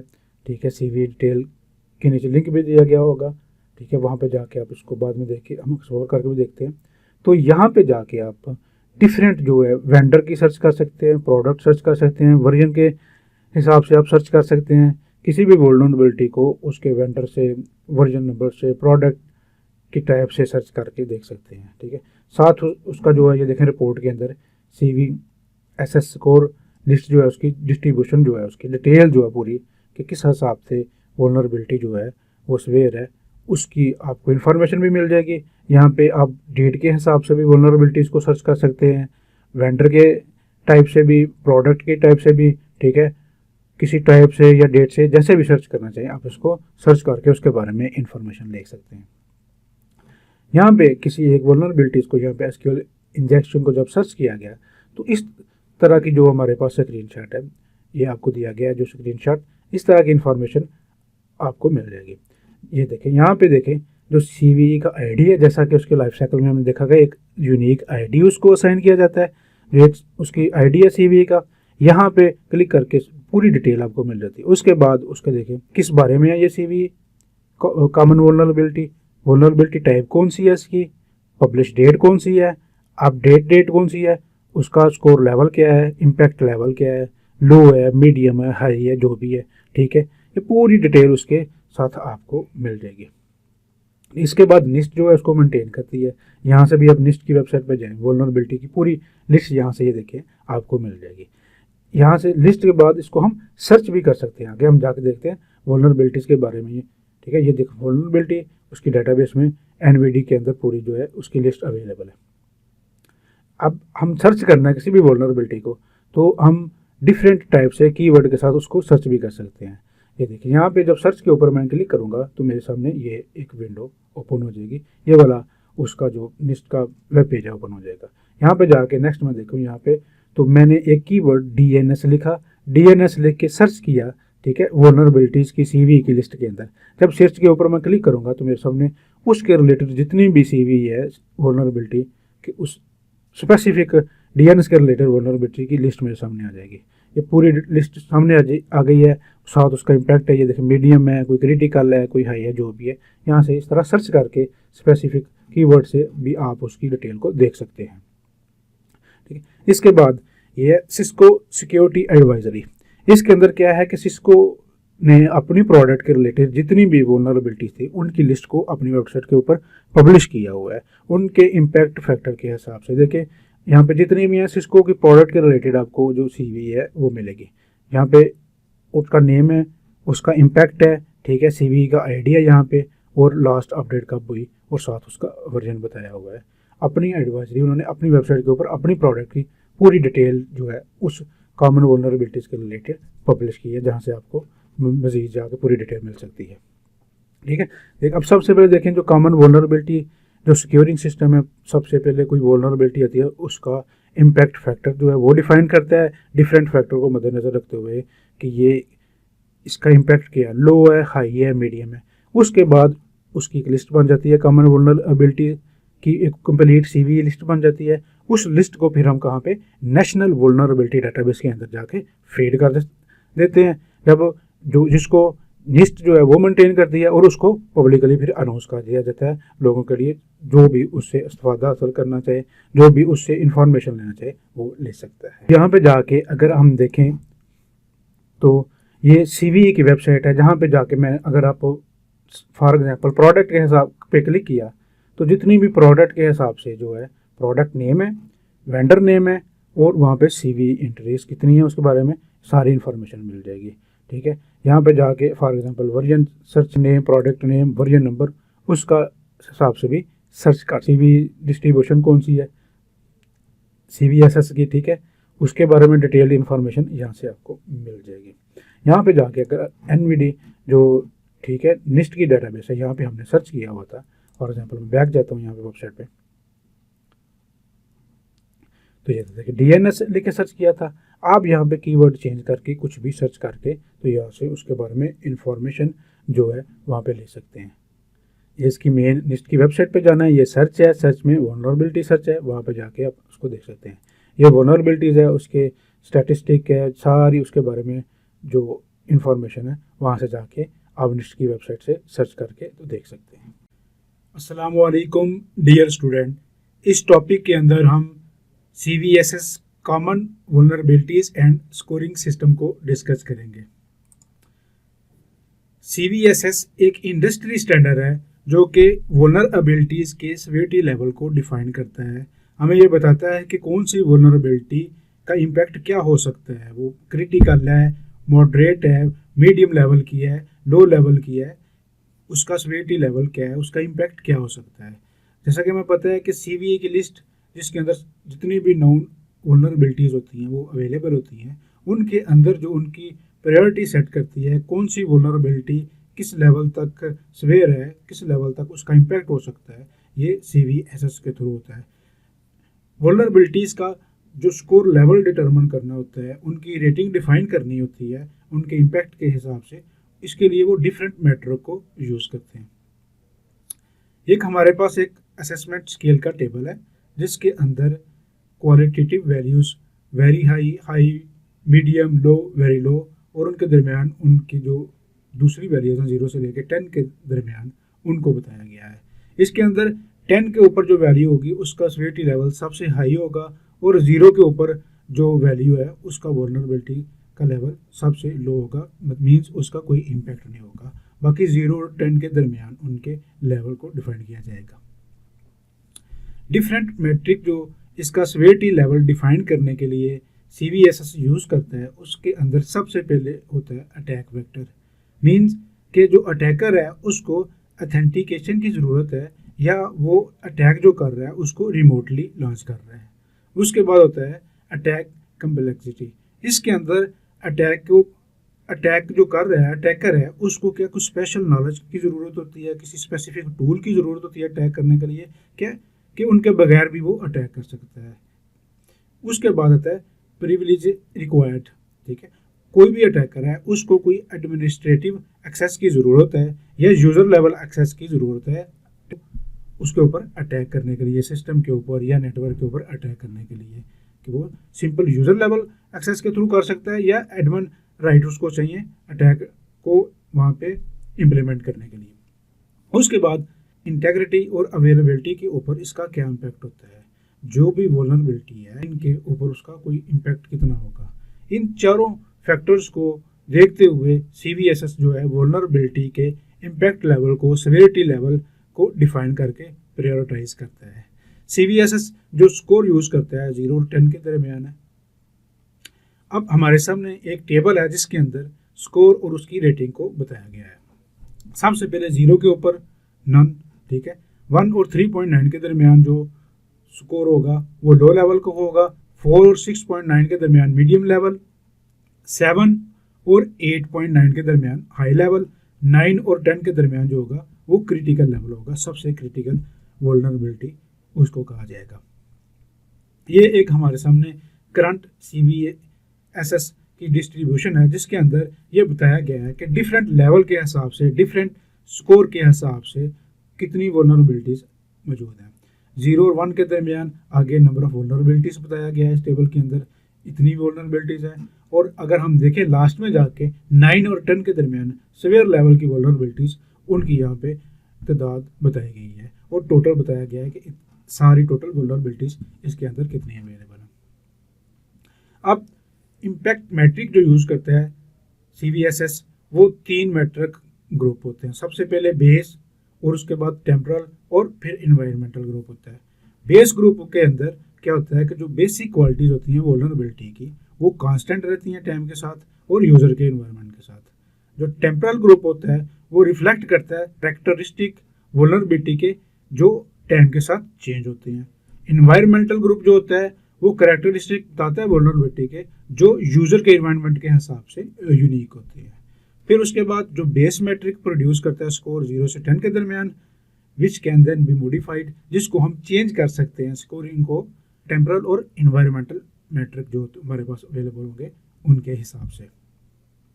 यहाँ पे देखें एक इस डायग्राम के अंदर बेस स्कोर के, टेम्परल, इन्वायरमेंटल तीनों के मैट्रिक बताए गए हैं। जब हम इनको चेंज करेंगे तो ओवरऑल इम्पैक्ट हमारे सामने आ जाएगा। ये बेस स्कोर के मैट्रिक हैं, ठीक है, अटैक वेक्टर है, उसकी कम्प्लेक्सिटी क्या है, क्या उसको प्रिविलेज रिक्वायर्ड है, यूज़र इंटरेक्शन क्या है। इसके बाद टेम्परल स्कोर के मैट्रिक है, ठीक है, उसके बाद हमारे पास ये देखें इन्वायरमेंटल स्कोर के मैट्रिक है। इसके बाद ये कैलकुलेटर है जो कि हमें बताता है CVSS का। अगर यहाँ पे हम डिफरेंट फैक्टर को डिफाइन करें, दें डिफरेंट वैल्यू दें तो वो हमें उसका जो ओवरऑल स्कोर है उसको शो करवा देगा। इसके बाद ये देखें एक हमारे पास डायग्राम है जिसके अंदर एक वल्नरेबिलिटी है जिसका इम्पैक्ट स्कोर बताया गया है। सबसे पहले देखें जो बेस स्कोर उसका है 9.8, बहुत क्रिटिकल है, ठीक है। उसका वेक्टर की वैल्यू है, इम्पैक्ट स्कोर कितना है, ठीक है, एक उसका एक्सप्लॉइटेबल स्कोर कितना है, ये तीनों चीज़ें बताई गई हैं। उसके बाद इसके अंदर अटैक वेक्टर क्या था उसकी वैल्यू बताई गई है, अटैक कम्प्लेक्सिटी कितनी थी, लो थी, प्रिविलेज रिक्वायर्ड थी, नहीं प्रिविलेज नहीं थी रिक्वायर्ड, यूज़र इंटरेक्शन रिक्वायर्ड थी, वो भी नहीं थी रिक्वायर्ड, स्कोप अनचेंज, बाकी जो है कॉन्फिडेंशियलिटी, इंटेग्रिटी, अवेलेबिलिटी वो तीनों हाई थे। इन सारी वैल्यूज़ के बाद उसने जो स्कोर कैलकुलेट किया है वो 9.8। यहाँ पे देखें हमारे पास निस्ट की वेबसाइट ओपन है और उसका हमने CVSS वर्जन 3.1 कैलकुलेटर ओपन किया है। यहाँ पे बेस स्कोर है, ठीक है, के मैट्रिक हैं, टेम्परल स्कोर के और इन्वायरमेंटल स्कोर के। इनकी वैल्यूज़ को हम चेंज करके यहाँ पे उसकी जो हमारे पास ओवरऑल उसका जो इम्पैक्ट है सेवेरिटी लेवल है वो वहाँ पे आ जाएगा। फॉर एग्जांपल रैंडमली हम कुछ वैल्यू यहाँ पे चूज करते हैं, उसका स्कोप डिफाइन करते हैं, तो ये उसने हमें हमारे सामने ओवरऑल जो उसका इम्पैक्ट स्कोर था वो डिफाइन कैलकुलेट करके बता दिया। इसके बाद हम दूसरी वैल्यूज को चेंज करते हैं, तो उसने टेम्परल का जो स्कोर था वो भी हमारे सामने कैलकुलेट करके बता दिया। इसके बाद हम इन्वायरमेंटल स्कोर के पैरामीटर को चेंज करते हैं, रैंडमली चेंज कर रहे हैं, तो उसने उसका जो उसका स्कोर था वो भी कैलकुलेट करके हमें बता दिया। इन सब स्कोर को कैलकुलेट करके उसने ओवरऑल बताया कि इसका जो सेवेरिटी लेवल है वो 6.5 बनता है। इसी तरह से हम एक फर्स्ट की वेबसाइट पे जाके उसका कैलकुलेटर भी यूज़ कर सकते हैं। उसमें भी कैलकुलेटर है, कैलकुलेटर पे क्लिक करेंगे तो यहाँ पे भी डिफरेंट बेस वैल्यूज़ हैं, उनको हमने रैंडमली चूज़ किया। चूज़ करने के बाद देखें उसने 2.3 लो, ठीक है, सेवेरिटी लेवल उसका डिफाइन करके बता दिया। इसी तरह से हम टेम्परल वैल्यू, इन्वायरमेंटल स्कोर के मैटर की वैल्यूज़ को चेंज करने के बाद, ठीक है, अटैक वेक्टर क्या है, अटैक कॉम्प्लेक्सिटी क्या है उसकी, प्रिविलेज रिक्वायर्ड है कि नहीं रिक्वायर्ड, यूज़र इंटरेक्शन रिक्वायर्ड है कि नहीं रिक्वायर्ड, ये सारे पैरामीटर को मद्देनजर रखते हुए उसने जो उसका स्कोर था उसको डिफाइन करके हमें बता दिया। अस्सलाम वालेकुम डियर स्टूडेंट, इस टॉपिक के अंदर हम नेसेस के बारे में देखेंगे कि नेसेस क्या है, क्या टूल है और किस लिए यूज होता है। इसका थोड़ा सा इंट्रोडक्शन हम देखेंगे। नेसेस जो है 1998 के अंदर ये फ्रीली अवेलेबल था, उसके बाद 2005 के अंदर कमर्शियली अवेलेबल हो गया था। उससे पहले ये फ्रीली अवेलेबल था, ओपन सोर्स था, इसको कोई भी यूज कर सकता था। लेकिन जैसे इसकी डिमांड बढ़ी, ये बहुत ही फेमस हो गया, बहुत ही ऑर्गेनाइजेशन के लिए, इंडस्ट्री के लिए बहुत ही काबिल एतमाद टूल बना। तो उसके बाद ये 2005 में कमर्शियली प्रोडक्ट के तौर पे इसको लॉन्च कर दिया गया। ये सबसे बहुत ज़्यादा ट्रस्टेड और gold standard vulnerability assessment solution है, जिसके अंदर बहुत सारे फीचर्स आपको मिलेंगे, जिनको आगे जाके हम डेमोज के अंदर इसके कंप्लीट जो फीचर हैं उनको हम एक्सप्लोर करके देखेंगे। Most widely deployed security standard, इसको बहुत ज़्यादा ऑर्गेनाइजेशन के अंदर एज अ सिक्योरिटी स्टैंडर्ड के तौर पे, वल्नरेबिलिटी असेसमेंट के तौर पे यूज किया जाता है। यहाँ पे देखें तो इसके डिफरेंट फ्लेवर्स जो हैं, वर्जन्स आपके लिए अवेलेबल होंगे।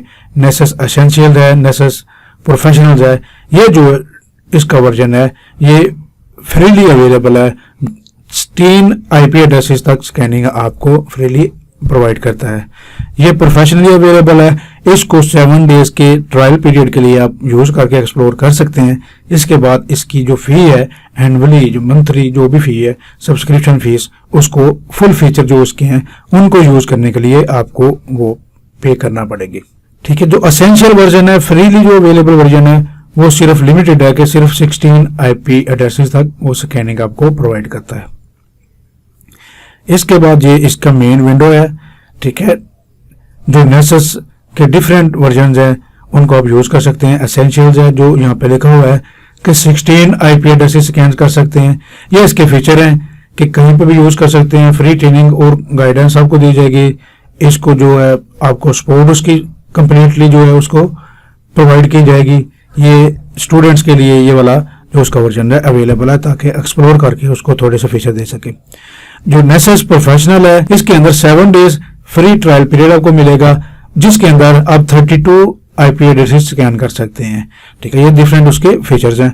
उसके जो फुल फीचर हैं उनको एक्सेस करने के लिए, फुल फीचर जो हैं उनको यूज करने के लिए फिर आपको उसकी सब्सक्रिप्शन फी जो है वो पे करनी पड़ेगी।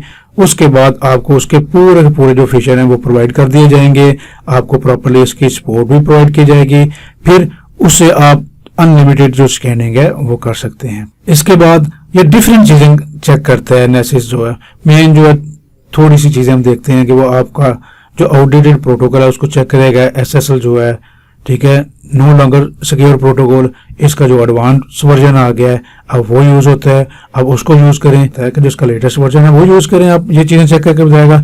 इनक्रिप्शन मेथड जो है आप यूज़ कर रहे हैं वो उसको चेक करके आपको बताएगा कि आउटडेटेड तो नहीं, आप लेटेस्ट वर्जन जो है इनक्रिप्शन के जो लेटेस्ट टेक्निक है उनको यूज़ करें।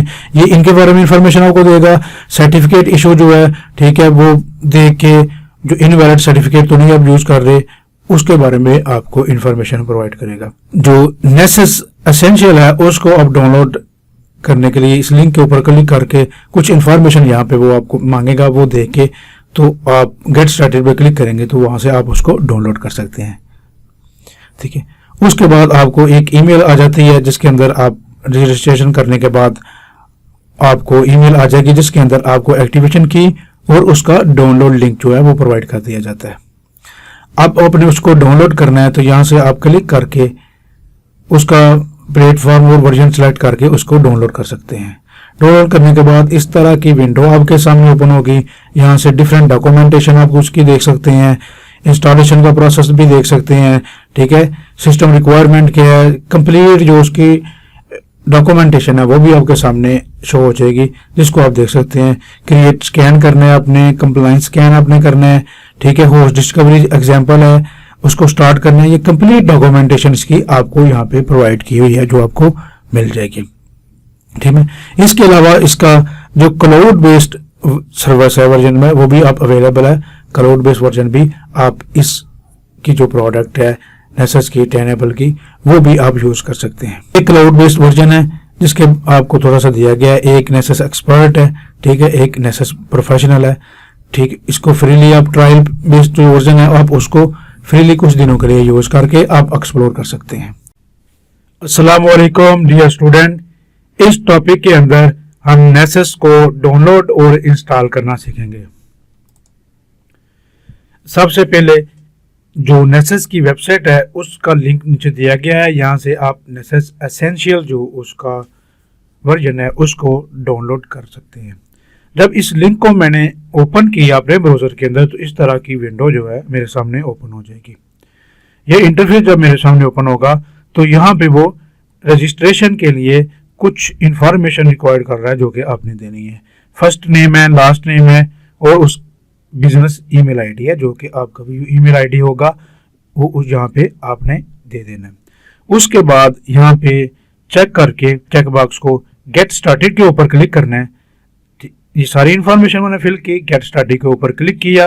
गेट स्टार्टेड के ऊपर जब मैंने क्लिक किया तो उसने एक जो है ईमेल मुझे सेंड कर दी। ठीक है, साथ ही उसने जो डाउनलोड लिंक है वो उसने मुझे प्रोवाइड कर दिया।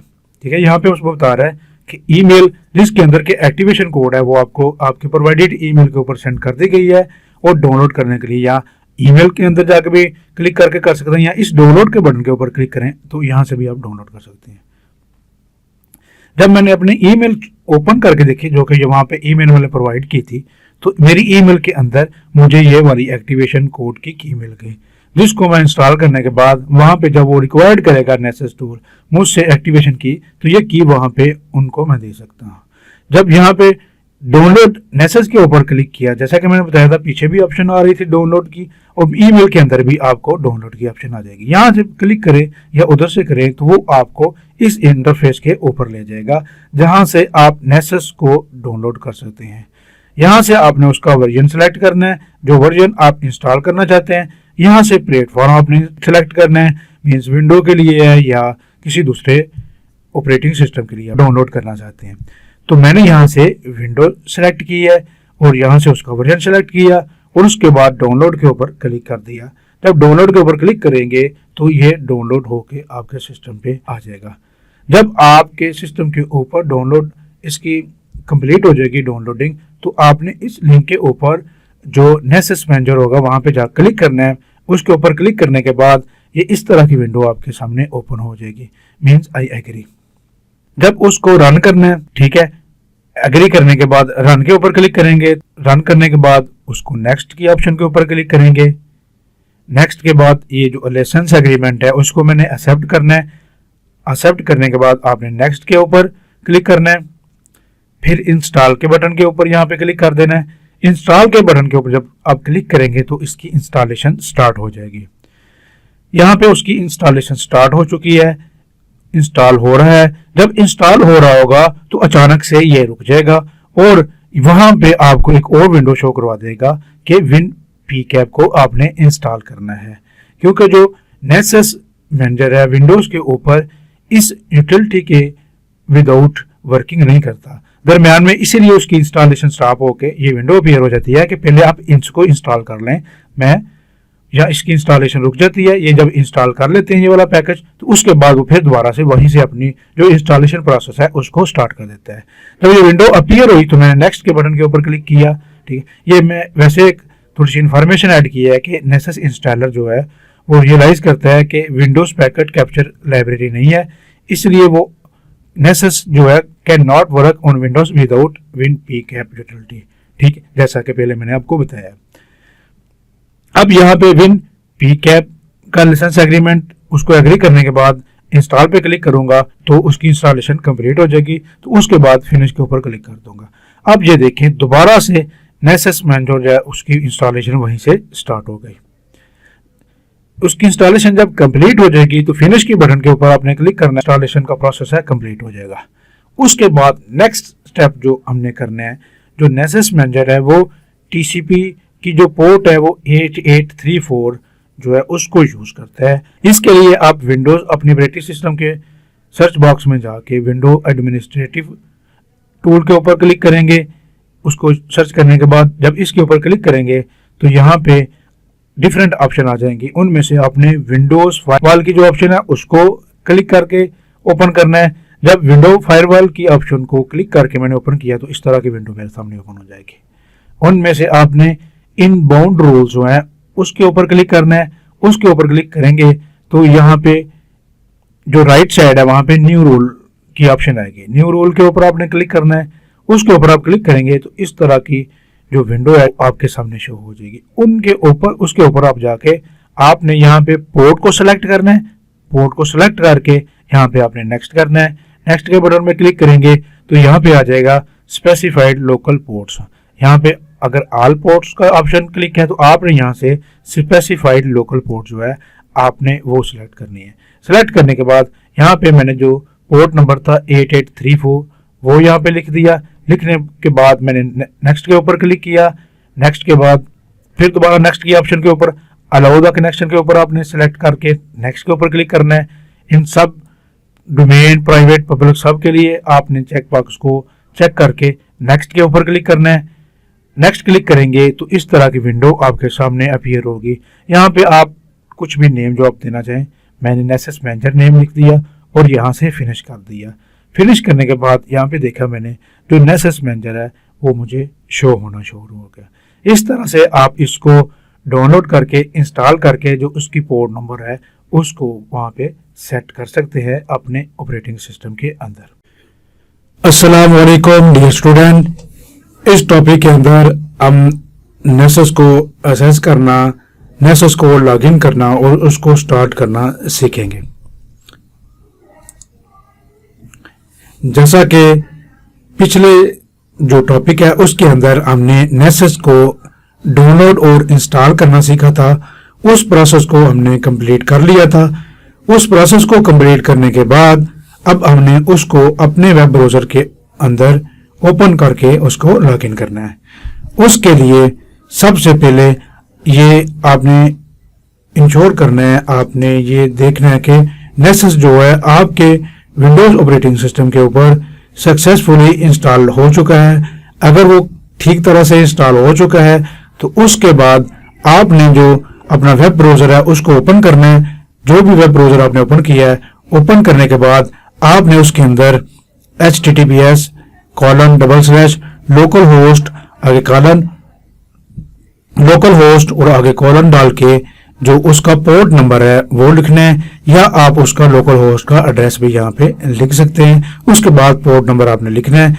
उसके बाद आप एंटर करेंगे तो नेसेस का जो लॉगिन पेज है वो आपके वेब ब्राउज़र के अंदर आपके सामने अपीयर हो जाएगा, जहां से आपने अपना यूजर नेम और पासवर्ड एंटर करके क्रिएट करके फिर लॉगिन करना है। जब मैंने इस एड्रेस को अपने वेब ब्राउजर के अंदर टाइप करके एंटर किया तो मेरे सामने ये वाला नेसेस का जो इंटरफेस है वो ओपन हो गया। यहाँ से आपने यूजर नेम रख लेना है और कोई सा पासवर्ड जो आप रखना चाहिए रख लेना है। उसके बाद आपने कंटिन्यू के बटन के ऊपर क्लिक करना है। कंटिन्यू के बटन के ऊपर क्लिक करेंगे तो यहाँ पे आपका स्कैनर टाइप पूछेगा, जो भी आपने सेलेक्ट करनी है होम के लिए सेलेक्ट कर लें। एक्टिवेशन कोड जैसा कि मैंने बताया था कि ईमेल आपको आ जाती है जब वहां से आप अपनी पूरी इंफॉर्मेशन जो है वहां पे प्रोवाइड करके उसके ऊपर आप क्लिक करते हैं तो एक ईमेल आपको आ जाती है जिसके अंदर डाउनलोड लिंक भी होता है और एक्टिवेशन की भी होती है।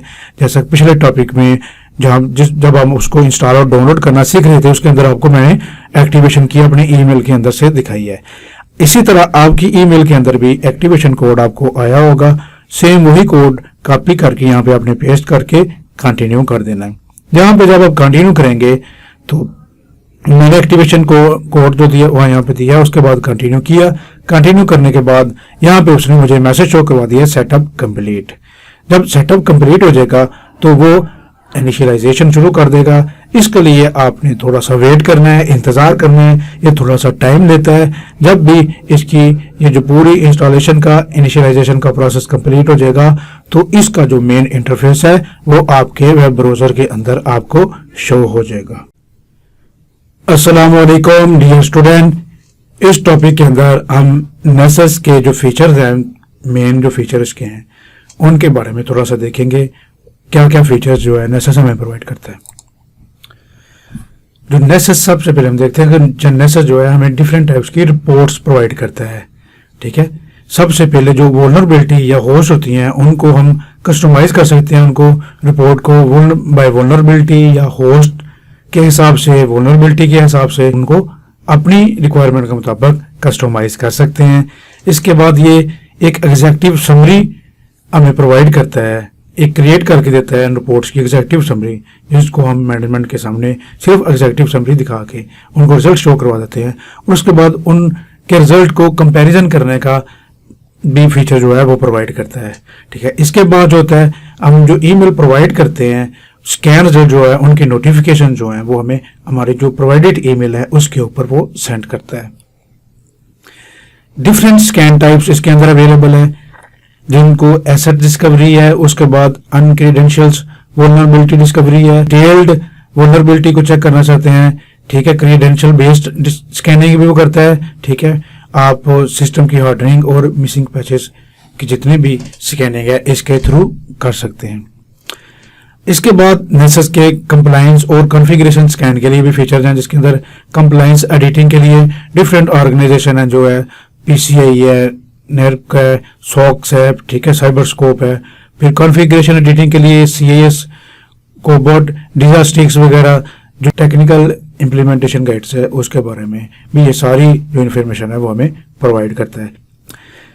अब नेसेस जो है वो vulnerability ranking based on CV की ए के अंदर हमने पढ़ा था जो कॉमन वल्नरेबिलिटी एंड एक्सपोजर्स होता है, उनकी जो नॉन वल्नरेबिलिटीज होती हैं उनके बारे में डिटेल लिस्ट होती है।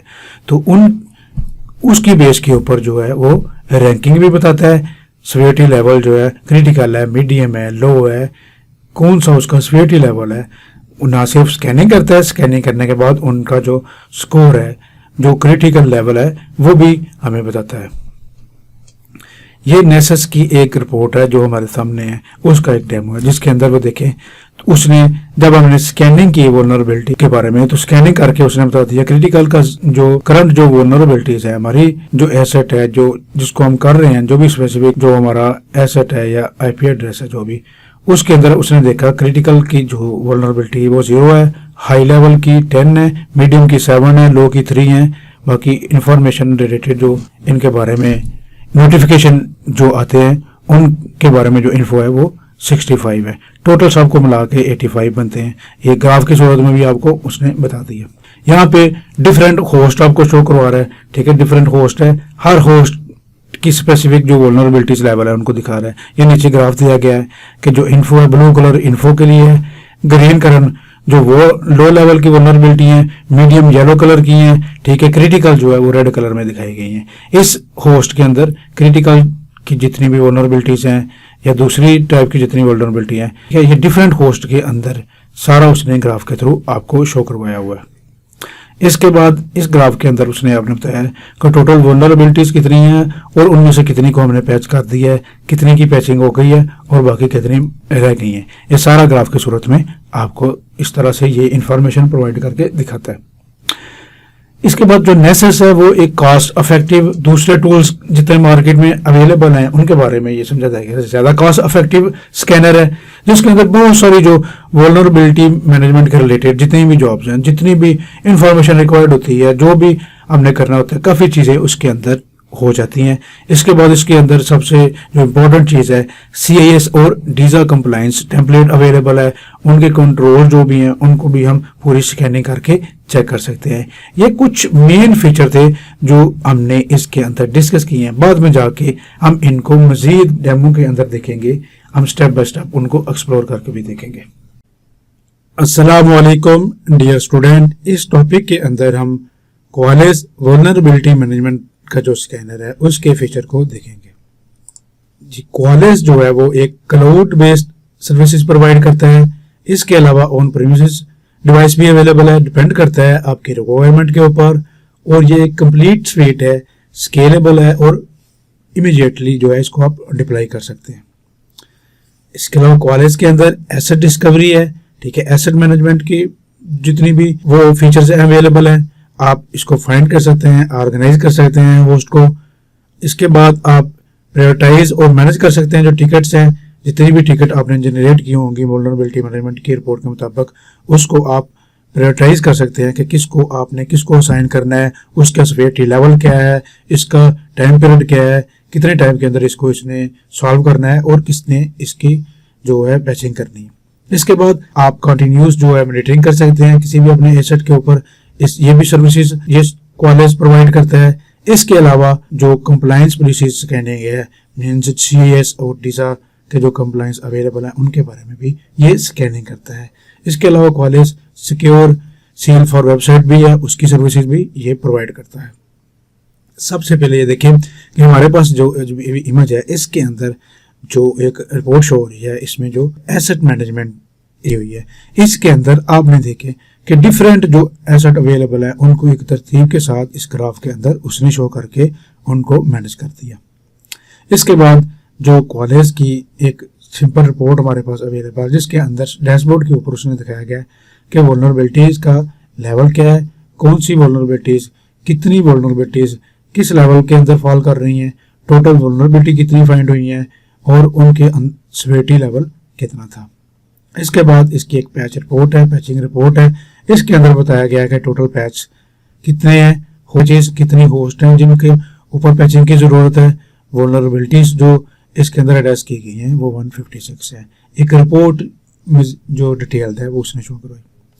इसके बाद आप नॉलेज बेस्ड सर्चिंग भी क्वालिस के अंदर कर सकते हैं अपनी रिक्वायरमेंट के मुताबिक, अपने जो गिवन पैरामीटर्स है उसके मुताबिक नॉलेज बेस्ड सर्चिंग भी इसके अंदर आप कर सकते हैं। इसके बाद एक इमेज शो कराया गया है, इसके अंदर क्वालिस सिक्योर सील है, इसके अंदर उसका स्टेटस बताया गया है फेल है, स्कैन स्टेटस फिनिश्ड है, उसके अंदर जो वेब ऐप है वो उसका क्रॉस है, मालवेयर है, उसको उसने पास किया है, सर्टिफिकेट जो है उसको भी वो फेल एज आ शो कर रहा है। जो सिक्योर सील होता है वो एक क्या चीज़ है, वो वेबसाइट के लिए होता है, मीन्स के एक विजुअल इंडिकेटर होता है जिसको आप स्कैनिंग करने के बाद एक बैच या लोगो असाइन कर देते हैं जो कि वेबसाइट के ऊपर डिस्प्ले होता है। इस बात की इंडिकेशन करता है कि ये वेबसाइट वेरीफाइड है और सिक्योर है, इसके अंदर कोई इशू नहीं है। एक बैच उसके अंदर आप उसको असाइन कर देते हैं जिससे किसी भी यूजर को पता चल जाता है कि ये एक वेरीफाइड और सिक्योर वेबसाइट है। फाइल इंटेग्रिटी की ऑप्शन भी इसके अंदर अवेलेबल है, मीन्स कोई भी फाइल या फोल्डर आपके सिस्टम के अंदर है उसकी इंटेग्रिटी को मेंटेन करने के लिए भी आप इसको यूज कर सकते हैं। फाइल के अंदर या फोल्डर के अंदर किसी किस्म की चेंजिंग तो नहीं हुई, किसी किस्म की मॉडिफिकेशन तो नहीं हुई, ये सारी जो क्वालिस का फीचर है वो रिपोर्ट हमें देता है। इसके अलावा जो हमने देखा था कि नॉलेज बेस्ड सर्चिंग इसके अंदर हम कर सकते हैं, मीन्स की कैटेगरी कौन सी है। सबसे पहले देखें आप पैच सोल्यूशन देखते हैं, अवेलेबल पैच हमने देखने हैं, यहाँ पे हम देखें दे देंगे जो वेंडर नेम है सिस्को के, हमने पैच देखने हैं कौन कौन से क्वालिस के अंदर अवेलेबल है। यहाँ पे हम सर्च के बटन पे क्लिक करेंगे तो यहाँ पे देखें हमारे पास जितने भी जो सिस्को के रिलेटेड पैचेस अवेलेबल है उनकी डिटेल्ड इंफॉर्मेशन उनके CVE ID के साथ, कैटेगरी के साथ हमारे सामने शो हो गई। अस्सलाम वालेकुम डियर स्टूडेंट, इस टॉपिक के अंदर हम क्वालिस के कुछ मज़ीद फीचर्स को एक्सप्लोर करके देखेंगे। पिछले डेमो के अंदर हमने जो क्वालिस के फ्री सर्विसेज और फ्री स्कैन अवेलेबल थे उनके बारे में देखा था। यहाँ पे एक विंडो ओपन है जिसके अंदर डिफरेंट ऑप्शन आपको नज़र आ रही हैं। इसके अंदर आप देख सकते हैं कि 14 applications in your subscription available है, जिसके अंदर डिफरेंट स्कैन्स अवेलेबल हैं। ठीक है, PCI कंप्लाइंस स्कैन है, administration, threat protection, web application firewall, जो हम यूज़ करके अपनी जो रिक्वायर्ड एसेट है उसकी स्कैनिंग कर सकते हैं। अब यहाँ पे देखें वल्नरेबिलिटी मैनेजमेंट का डैशबोर्ड वो दिखा रहा है। इसके अंदर उसने दिखाया है कि कौन कौन से स्कैन आपने किए हैं, कौन कौन से उसके टारगेट थे, यूज़र का नेम दिखाया है और रेफरेंसेस उसके साथ उसने ऐड किए हुए हैं। इसके अलावा भी डिफरेंट ऑप्शंस आपको यहाँ पे शो हो रही हैं जो आप मज़ीद एक्सप्लोर कर सकते हैं। इसके बाद आता है लॉन्च वल्नरेबिलिटी स्कैनिंग, तो उसके ऊपर जब हमने क्लिक किया तो यहाँ पे उसका टाइटल हम देंगे, कोई भी नाम आप रख सकते हैं, ऑप्शनल प्रोफाइल है, ठीक है, प्रोसेसिंग प्रायोरिटी क्या है उसकी, ठीक है, स्कैनर एप्लीकेशन कौन सी है, चूज़ टारगेट, यहाँ से आपने टारगेट चूज़ करना है, IP रेंज यहाँ पे आप दे सकते हैं, ठीक है, कोई एसेट ग्रुप यहाँ से आप देख सकते हैं जितने भी ये हाल है, यहाँ पे उसका रेंज देंगे स्टार्टिंग IP एड्रेस, ठीक है, माइनस और लास्ट IP एड्रेस, इस रेंज के दरमियान जितने भी IPs होंगे उन सब को वो स्कैन करके रिजल्ट देगा। यहाँ में से आप उस रेंज के अंदर से किसी IP एड्रेस को आप एक्सक्लूड करना चाहते हैं तो उसकी ऑप्शन भी यहाँ पे अवेलेबल है। मींस 1 से लेके 50 तक, 1 से 50 तक जितने भी IP हैं, जितने भी उसके अंदर हमारी डिवाइसेस हैं उनको उसने स्कैन करे, लेकिन उसके अंदर से जो 25 नंबर वाली डिवाइस है, IP एड्रेस है, उसको स्कैन ना करे, वो हम उसको एक्सक्लूड भी कर सकते हैं। इसके बाद जो स्कैन स्टेटस की विंडो है, यहाँ पे आप देख सकते हैं कि स्कैन इन्फॉर्मेशन आपको स्कोर शो हो रही है। स्कैन इन्फॉर्मेशन के अंदर आप स्कैन टाइटल, उसकी लॉन्च डेट, स्टेटस क्या है उसका, ये सारी चीज़ें आप देख सकते हैं। उसके बाद वल्नरेबिलिटी मैनेजमेंट डैशबोर्ड आपके सामने ओपन है। इस डैशबोर्ड के अंदर वो पूरी कंप्लीट वल्नरेबिलिटी के रिलेटेड आपको रिपोर्ट दे रहा है। उसने टोटल जो है न्यू 27 जो वल्नरेबिलिटीज़ हैं उसमें से एक्टिव 4 हैं। लेवल कौन सा है उनका, लेवल 4 पे कितनी फॉल कर रही हैं, लेवल 5 पे कितनी वल्नरेबिलिटीज़ जो हैं फॉल कर रही हैं, उनकी कंप्लीट जो है वो रिपोर्ट हमें शो करवा दी है। इसके बाद आप स्कैन ट्यूटोरियल्स देख सकते हैं। यहाँ पे स्कैन के ऊपर क्लिक करें, गेट स्टार्टेड ट्यूटोरियल, आप इसके बारे में मज़ीद एक्सप्लोर करके इसके मज़ीद डेमोज, इसके ट्यूटोरियल्स देख सकते हैं, वीडियो में भी अवेलेबल हैं।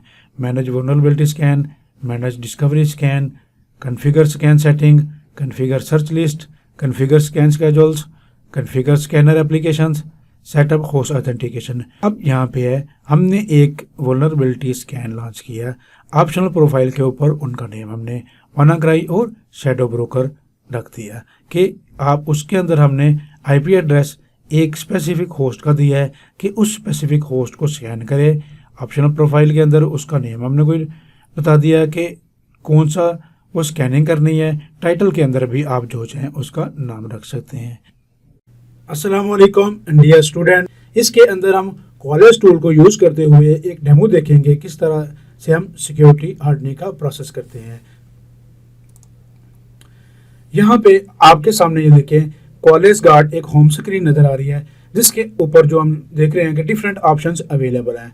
जब हम यहाँ पे क्वालिस के ऊपर लॉगिन किया एक्सप्रेस वर्जन के ऊपर, तो यहाँ पे सबसे पहले देख लें वल्नरेबिलिटी मैनेजमेंट की ऑप्शन है, उसके बाद पॉलिसी कंप्लायंस की है, ठीक है, वल्नरेबिलिटी मैनेजमेंट, पॉलिसी कंप्लायंस, फिर उसके बाद है PCI payment card industry compliance, फिर उसके बाद है वेब एप्लीकेशन स्कैनिंग, उसके बाद आया है सर्ट व्यू। ठीक है, ये डिफरेंट व्यू अवेलेबल हैं। उसके ऊपर जाके जहाँ पे जो भी हमारी रिक्वायरमेंट है, जिसके बारे में भी हम स्कैनिंग जो सा भी कंप्लायंस यूज़ करना चाहें वो यूज़ कर सकते हैं। के ऊपर ऑप्शन अवेलेबल है उनमें से यहाँ पे हमने सबसे पहले ये देखें कंप्लाइंस जो पॉलिसी कंप्लाइंस है उसके ऊपर क्लिक किया। उसके ऊपर जब हम क्लिक करेंगे तो इस तरह की विंडो हमारे सामने शो होगी। उसके अंदर आप देख लें डिफरेंट स्टेप्स हैं यहाँ पे उसके 3 स्टेप्स नज़र आ रहे हैं जिनको हमने फिलअप करके फिर मूव करके जो भी अपना स्कैन है उसको अप्लाई करना है।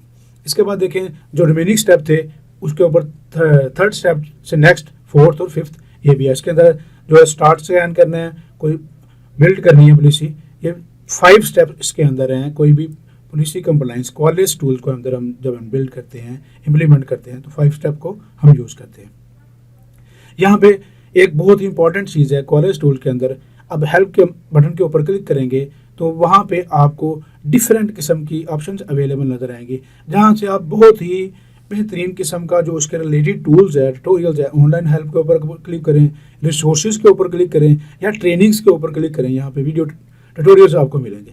यहाँ पे क्लिक करके आप इसके बारे में, टूल्स के बारे में, इसकी जो कंप्लाइंस पॉलिसी वगैरह इसके बारे में बहुत ही डिटेल के साथ जो इन्फॉर्मेशन है उसको गेट कर सकते हैं। यहाँ पे आप देखें कि जब हमने ऑनलाइन जो हेल्प है उसके ऊपर क्लिक किया तो यहाँ पे डिफरेंट ऑप्शन हमारे पास अवेलेबल हैं कि आपने अगर स्कैनिंग स्टार्ट करनी है किसी भी पीसी की तो उसके लिए गुड टू नो सबसे पहले कौन सी चीज़ें जो आपको पता होना चाहिए। Recommendation for your first scan, ठीक है, व्हाट यू कैन स्कैन, या डिफरेंट ऑप्शन अवेलेबल हैं, उसके बारे में लॉट ऑफ इन्फॉर्मेशन यहाँ पे अवेलेबल है। आप उसके ऊपर क्लिक करके उसके बारे में डिटेल्ड स्टडी कर सकते हैं।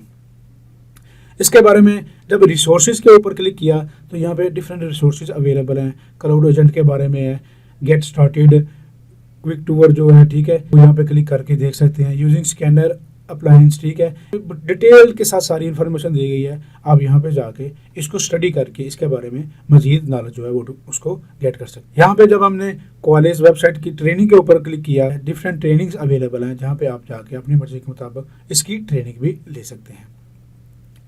यहाँ पे ट्रेनिंग की वीडियोस अवेलेबल हैं, ठीक है, देखिए आपके सामने आ जाएंगी। पॉलिसी कंप्लाइंस ओवरव्यू, पॉलिसीज़ कौन कौन सी अवेलेबल हैं। कोई भी न्यू यूज़र है इसके बारे में डिटेल्ड इन्फॉर्मेशन ले सकता है। अगर उसको उसके बारे में कोई भी ट्रेनिंग लेनी है, कोई भी रिसोर्सेज लेना है, कोई भी डॉक्यूमेंटेशन पढ़नी है, उसके बारे में डिटेल्ड इन्फॉर्मेशन मिलेगी। अस्सलाम वालेकुम डियर स्टूडेंट, जैसा कि इससे पिछले टॉपिक के अंदर हमने एक डेमो देखा था जिसके अंदर जो कॉलेज का पॉलिसी कंप्लाइंस है उसकी मेन होम स्क्रीन हमने देखी थी। उसके ऊपर कौन कौन सी ऑप्शंस अवेलेबल है उनके बारे में हमने देखा था। उसके बारे में जब हम पॉलिसी कंप्लाइंस के ऊपर हमने क्लिक किया था उसके अंदर कौन कौन से स्टेप्स अवेलेबल हैं उनके बारे में थोड़ा सा ओवरव्यू लिया था। और उसके बाद इसके अंदर जितने भी जो हेल्प के रिसोर्सेज अवेलेबल है उनके बारे में हमने डिस्कस किया था। इस टॉपिक के अंदर जो कॉलेज का पॉलिसी कंप्लाइंस के स्टेप थे उन सारे स्टेप्स को हम फॉलो करके उनके बारे में डिटेल के साथ देखेंगे। सबसे पहले देखें, जब हमने जो उसकी होम स्क्रीन के ऊपर उसकी जो पॉलिसी कंप्लाइंस था उसके ऊपर क्लिक किया तो हमारे सामने ये डिफरेंट स्टेप्स आ जाएंगे। इनमें से सबसे पहले add IP address to scan, इस स्टेप के ऊपर क्लिक करना है। जब इस स्टेप के ऊपर आप क्लिक करेंगे तो इस तरह की विंडो आपके सामने ओपन हो जाएगी। इस विंडो के ऊपर यहाँ पे आपने आईपी एड्रेस देना है जिसके बारे में आपने जो कंप्लाइंस स्कैन अप्लाई करना है। यहाँ पे आप देखें कोई एक डिवाइस है या एक आईपी एड्रेस भी यहाँ पे आप देख सकते हैं।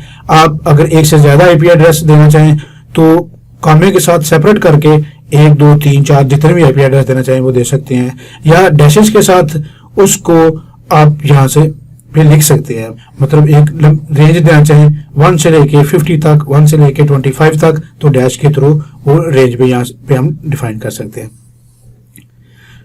यहाँ पे ऐड के बटन पे क्लिक कर देंगे तो ये वाली ऑप्शन ऐड हो जाएगी। उसके बाद नेक्स्ट जो स्टेप है उसके ऊपर हम जब क्लिक करेंगे वो कॉन्फ़िगरेशन स्कैन सेटिंग है, उसके ऊपर क्लिक करेंगे तो हमारे सामने इस तरह की विंडो ओपन हो जाएगी जिसके ऊपर बहुत ज्यादा जो इंफॉर्मेशन है कंप्लाइंस प्रोफाइल की इंफॉर्मेशन है वो डिफॉल्ट सेटिंग्स अवेलेबल हैं। उनको आप अपनी जो ख्वाहिश के मुताबिक, अपनी मर्जी के मुताबिक कस्टमाइज कर सकते हैं। किसको आपने डिसेबल करना है, किसको आपने इनेबल करना है। जब ये सारी की सारी इंफॉर्मेशन यहाँ पे जो भी है इसको आप सेटिंग को आप सेट करके कॉन्फ़िगरेशन प्रोफाइल क्रिएट करेंगे तो वहाँ पे ऑटोमेटिकली इसको हम जब इंपोर्ट करेंगे तो ये सारी की सारी सेटिंग वहाँ पे आ जाएगी। यहाँ पे देखें कि जब न्यू बटन के ऊपर क्लिक किया तो कंप्लायंस प्रोफाइल के ऊपर क्लिक किया एक न्यू कंप्लायंस प्रोफाइल बनाने के लिए। ये प्रोफाइल जब मैं क्रिएट करूंगा तो जो हमने इससे पिछले स्टेप में वो पॉलिसी की सेटिंग, डिफरेंट सेटिंग्स जिसको हमने कस्टमाइज किया होगा वो ऑटोमेटिकली यहाँ पे इंपोर्ट हो जाएंगी। यहाँ पे देखें, जब न्यू प्रोफाइल कंप्लायंस प्रोफाइल के ऊपर मैंने क्लिक किया तो उसने उसका टाइटल मांगा। टाइटल आप कुछ भी रख सकते हैं। यहाँ पे मैंने इसका CIS स्कैन कर दिया कि हमने CIS के बारे में जो है कंप्लायंस स्कैनिंग करनी है। ऑनर नेम जो भी आप रखना चाहे रख सकते हैं, ठीक है। यहाँ से एक न्यू प्रोफाइल आपकी क्रिएट हो जाएगी। जब न्यू प्रोफाइल क्रिएट होगी तो उसकी जो सेटिंग है वो ऑटोमेटिकली उसके अंदर इंपोर्ट हो जाएंगी। उसके बाद आ जाता है कॉन्फ़िगरेशन ऑथेंटिकेशन, ठीक है। कॉन्फ़िगरेशन ऑथेंटिकेशन के अंदर जो हमने देखा क्या होता है कि हमें देखना है कि कौन सी हमारा जो एसेट है हमारी, किसके ऊपर हम ऑथेंटिकेशन करना चाह रहे हैं, वो विंडो है या विंडोज ऑपरेटिंग सिस्टम है या उसके अलावा कोई ऑपरेटिंग सिस्टम है या सिस्को की कोई डिवाइस है, उसको सेलेक्ट करके हम यूज करेंगे। ऑथेंटिकेशन के अंदर ये होता है कि हमने देखा था कि दो किस्म के जो स्कैन अवेलेबल होते हैं, क्रेडेंशियल बेस्ड स्कैनिंग होती है और अनक्रेडेंशियल बेस्ड स्कैनिंग होती है। क्रेडेंशियल बेस्ड स्कैनिंग के अंदर हम जो उसका पासवर्ड और यूजर नेम है वो भी स्कैनिंग को देते हैं। जो अनक्रेडेंशियल बेस्ड है उसके ऊपर हमें यूजर नेम और पासवर्ड देने की जरूरत नहीं होती। वो हाई लेवल के ऊपर स्कैनिंग करता है। जब हम अपने जो पासवर्ड और यूजर नेम दे देते हैं तो वो इन डेप्थ डिटेल के साथ जो उसकी है स्कैनिंग करके उसके बारे में इंफॉर्मेशन मिलता है। यहाँ से विंडोज के ऊपर रिकॉर्ड के ऊपर हमने क्लिक किया, यहाँ न्यू के ऊपर जाके जो भी हमारा विंडोज के ऊपर हम इंप्लीमेंट करना चाह रहे थे, यहाँ पे विंडो रिकॉर्ड के ऊपर जाके फॉर एग्जाम्पल यहाँ से उसको हमने सिलेक्ट कर लिया। उसके बाद एक न्यू विंडो ओपन होगी जब ऑथेंटिकेशन कर रहे हैं। जैसा कि हमें डिस्कस किया, आपको बताया कि क्रेडेंशियल बेस्ड अगर हमने उसकी स्कैनिंग करनी है तो उसके लिए हमें डोमेन नेम यहाँ पे आप देना चाहिए दे सकते हैं, ठीक है। लोकल अगर कर रहे हैं तो यहाँ पे लोकल ऑप्शन सेलेक्ट कर लेंगे। यहाँ पे यूजर नेम और पासवर्ड देना है अगर तो आप इन डिटेल्ड उसकी स्कैनिंग करना चाह रहे हैं डेप्थ के साथ। उसके बाद 4 स्टेप के बाद स्किप करने के बाद हमने अभी उसको स्किप किया, हमने अब सिलेक्ट करना है 5th स्टेप को। यहाँ पे जाके हमने जो पॉलिसी या स्कैनिंग की कंप्लायंस स्कैनिंग के लिए उस पॉलिसी को बिल्ड करना है। उसको जब हम उसके ऊपर पॉलिसी के ऑप्शन के ऊपर क्लिक करेंगे तो इस तरह की विंडो हमारे सामने ओपन हो जाएगी, जिसके अंदर आप देखें, यहाँ पे देखें लेबल्स के अंदर डिफरेंट जो भी उसके हमारे जो पॉलिसी लाइब्रेरी है कॉलेज के अंदर, उसके अंदर जो जो ऑप्शन अवेलेबल है, CIS के जो है उसके सेटिंग्स जो है उसकी पॉलिसी के रिलेटेड इंफॉर्मेशन आपको मिल जाएगी, मैंडेट के बारे में, डिस्ट्रिक्ट्स के बारे में, वेंडर के हिसाब से, ठीक है। डिफरेंट कैटेगरीज हैं जिसको आप सिलेक्ट करके यूज कर सकते हैं। अब अगर इन कैटेगरीज के ऊपर में से किसी एक को हम सिलेक्ट करूंगा, मैं फॉर एग्जांपल करेंगे CIS को सिलेक्ट करूंगा, तो उसके अंदर जो भी टेक्नोलॉजीज अवेलेबल होगी वो यहाँ पे हमारे पास आ जाएंगे और उसके लिए टोटल कितनी पॉलिसीज हमारे पास अवेलेबल होंगी उनके वो यहाँ पे टोटल जितनी भी पॉलिसीज हैं यहाँ पे शो करवा देगा। यहाँ पे सिंपली फॉर एग्जांपल आर के ऊपर क्लिक किया, उसके बाद डिफरेंट टेक्नोलॉजी हमारे पास अवेलेबल है। यहाँ से फॉर एग्जांपल हमने रेड हैट इंटरप्राइज यूनिक्स 7.6 को सिलेक्ट किया। जब इसको सिलेक्ट किया तो उसने बता दिया कि टोटल यहाँ पे उसके लिए 6 पॉलिसीज अवेलेबल है, जिसके ऊपर डिजा की भी है, CIS की भी है, CIS की डिफरेंट पॉलिसीज भी इसके लिए अवेलेबल है। उनमें से फॉर एग्जांपल किसी एक CIS का बेंचमार्क है, कोई एक उसकी जो पॉलिसी है उसको हमने सिलेक्ट करके यहाँ पे नेक्स्ट कर दिया। जब नेक्स्ट करेंगे तो यहाँ पे उसने बता दिया है कि CIS बेंचमार्क जो CIS की पॉलिसी हमने यूज की है उसके बारे में डिटेल इंफॉर्मेशन जो है सेक्शन 6 है, टेक्नोलॉजी 1 है, कंट्रोल्स इसके लिए कितने हैं 295 कंट्रोल्स इसके लिए अवेलेबल है इस पॉलिसी के अंदर। इसके बाद अगर आप हमने करना है लॉन्च कंप्लायंस स्कैन, ठीक है। इसके ऊपर जाके टाइटल देंगे हम, जो भी आप देना चाहें अपनी मर्जी के मुताबिक दे सकते हैं। कंप्लायंस प्रोफाइल जो हमने वहां पे दी थी पिछले स्टेप के अंदर वो लिख दिया हमने, ठीक है। स्कैनर अप्लायंस यहाँ पे आप डिफरेंट ऑप्शन एक्सटर्नल हमने यूज कर लिया, ठीक है। Choose target host from asset, ठीक है। जो भी आपने यूज एक IP दे या IP रेंजेस वो डिपेंड करता है पिछले स्टेप के ऊपर। जब स्कैन IP एड्रेस के ऊपर हमने यहाँ पे उसको मेंशन किया था, यहाँ पे सिर्फ एक ही IP एड्रेस दिया था हमने, उसी IP एड्रेस को यहाँ पे लिख के इस जो कंप्लायंस पॉलिसी है उसको हम लॉन्च कर देंगे।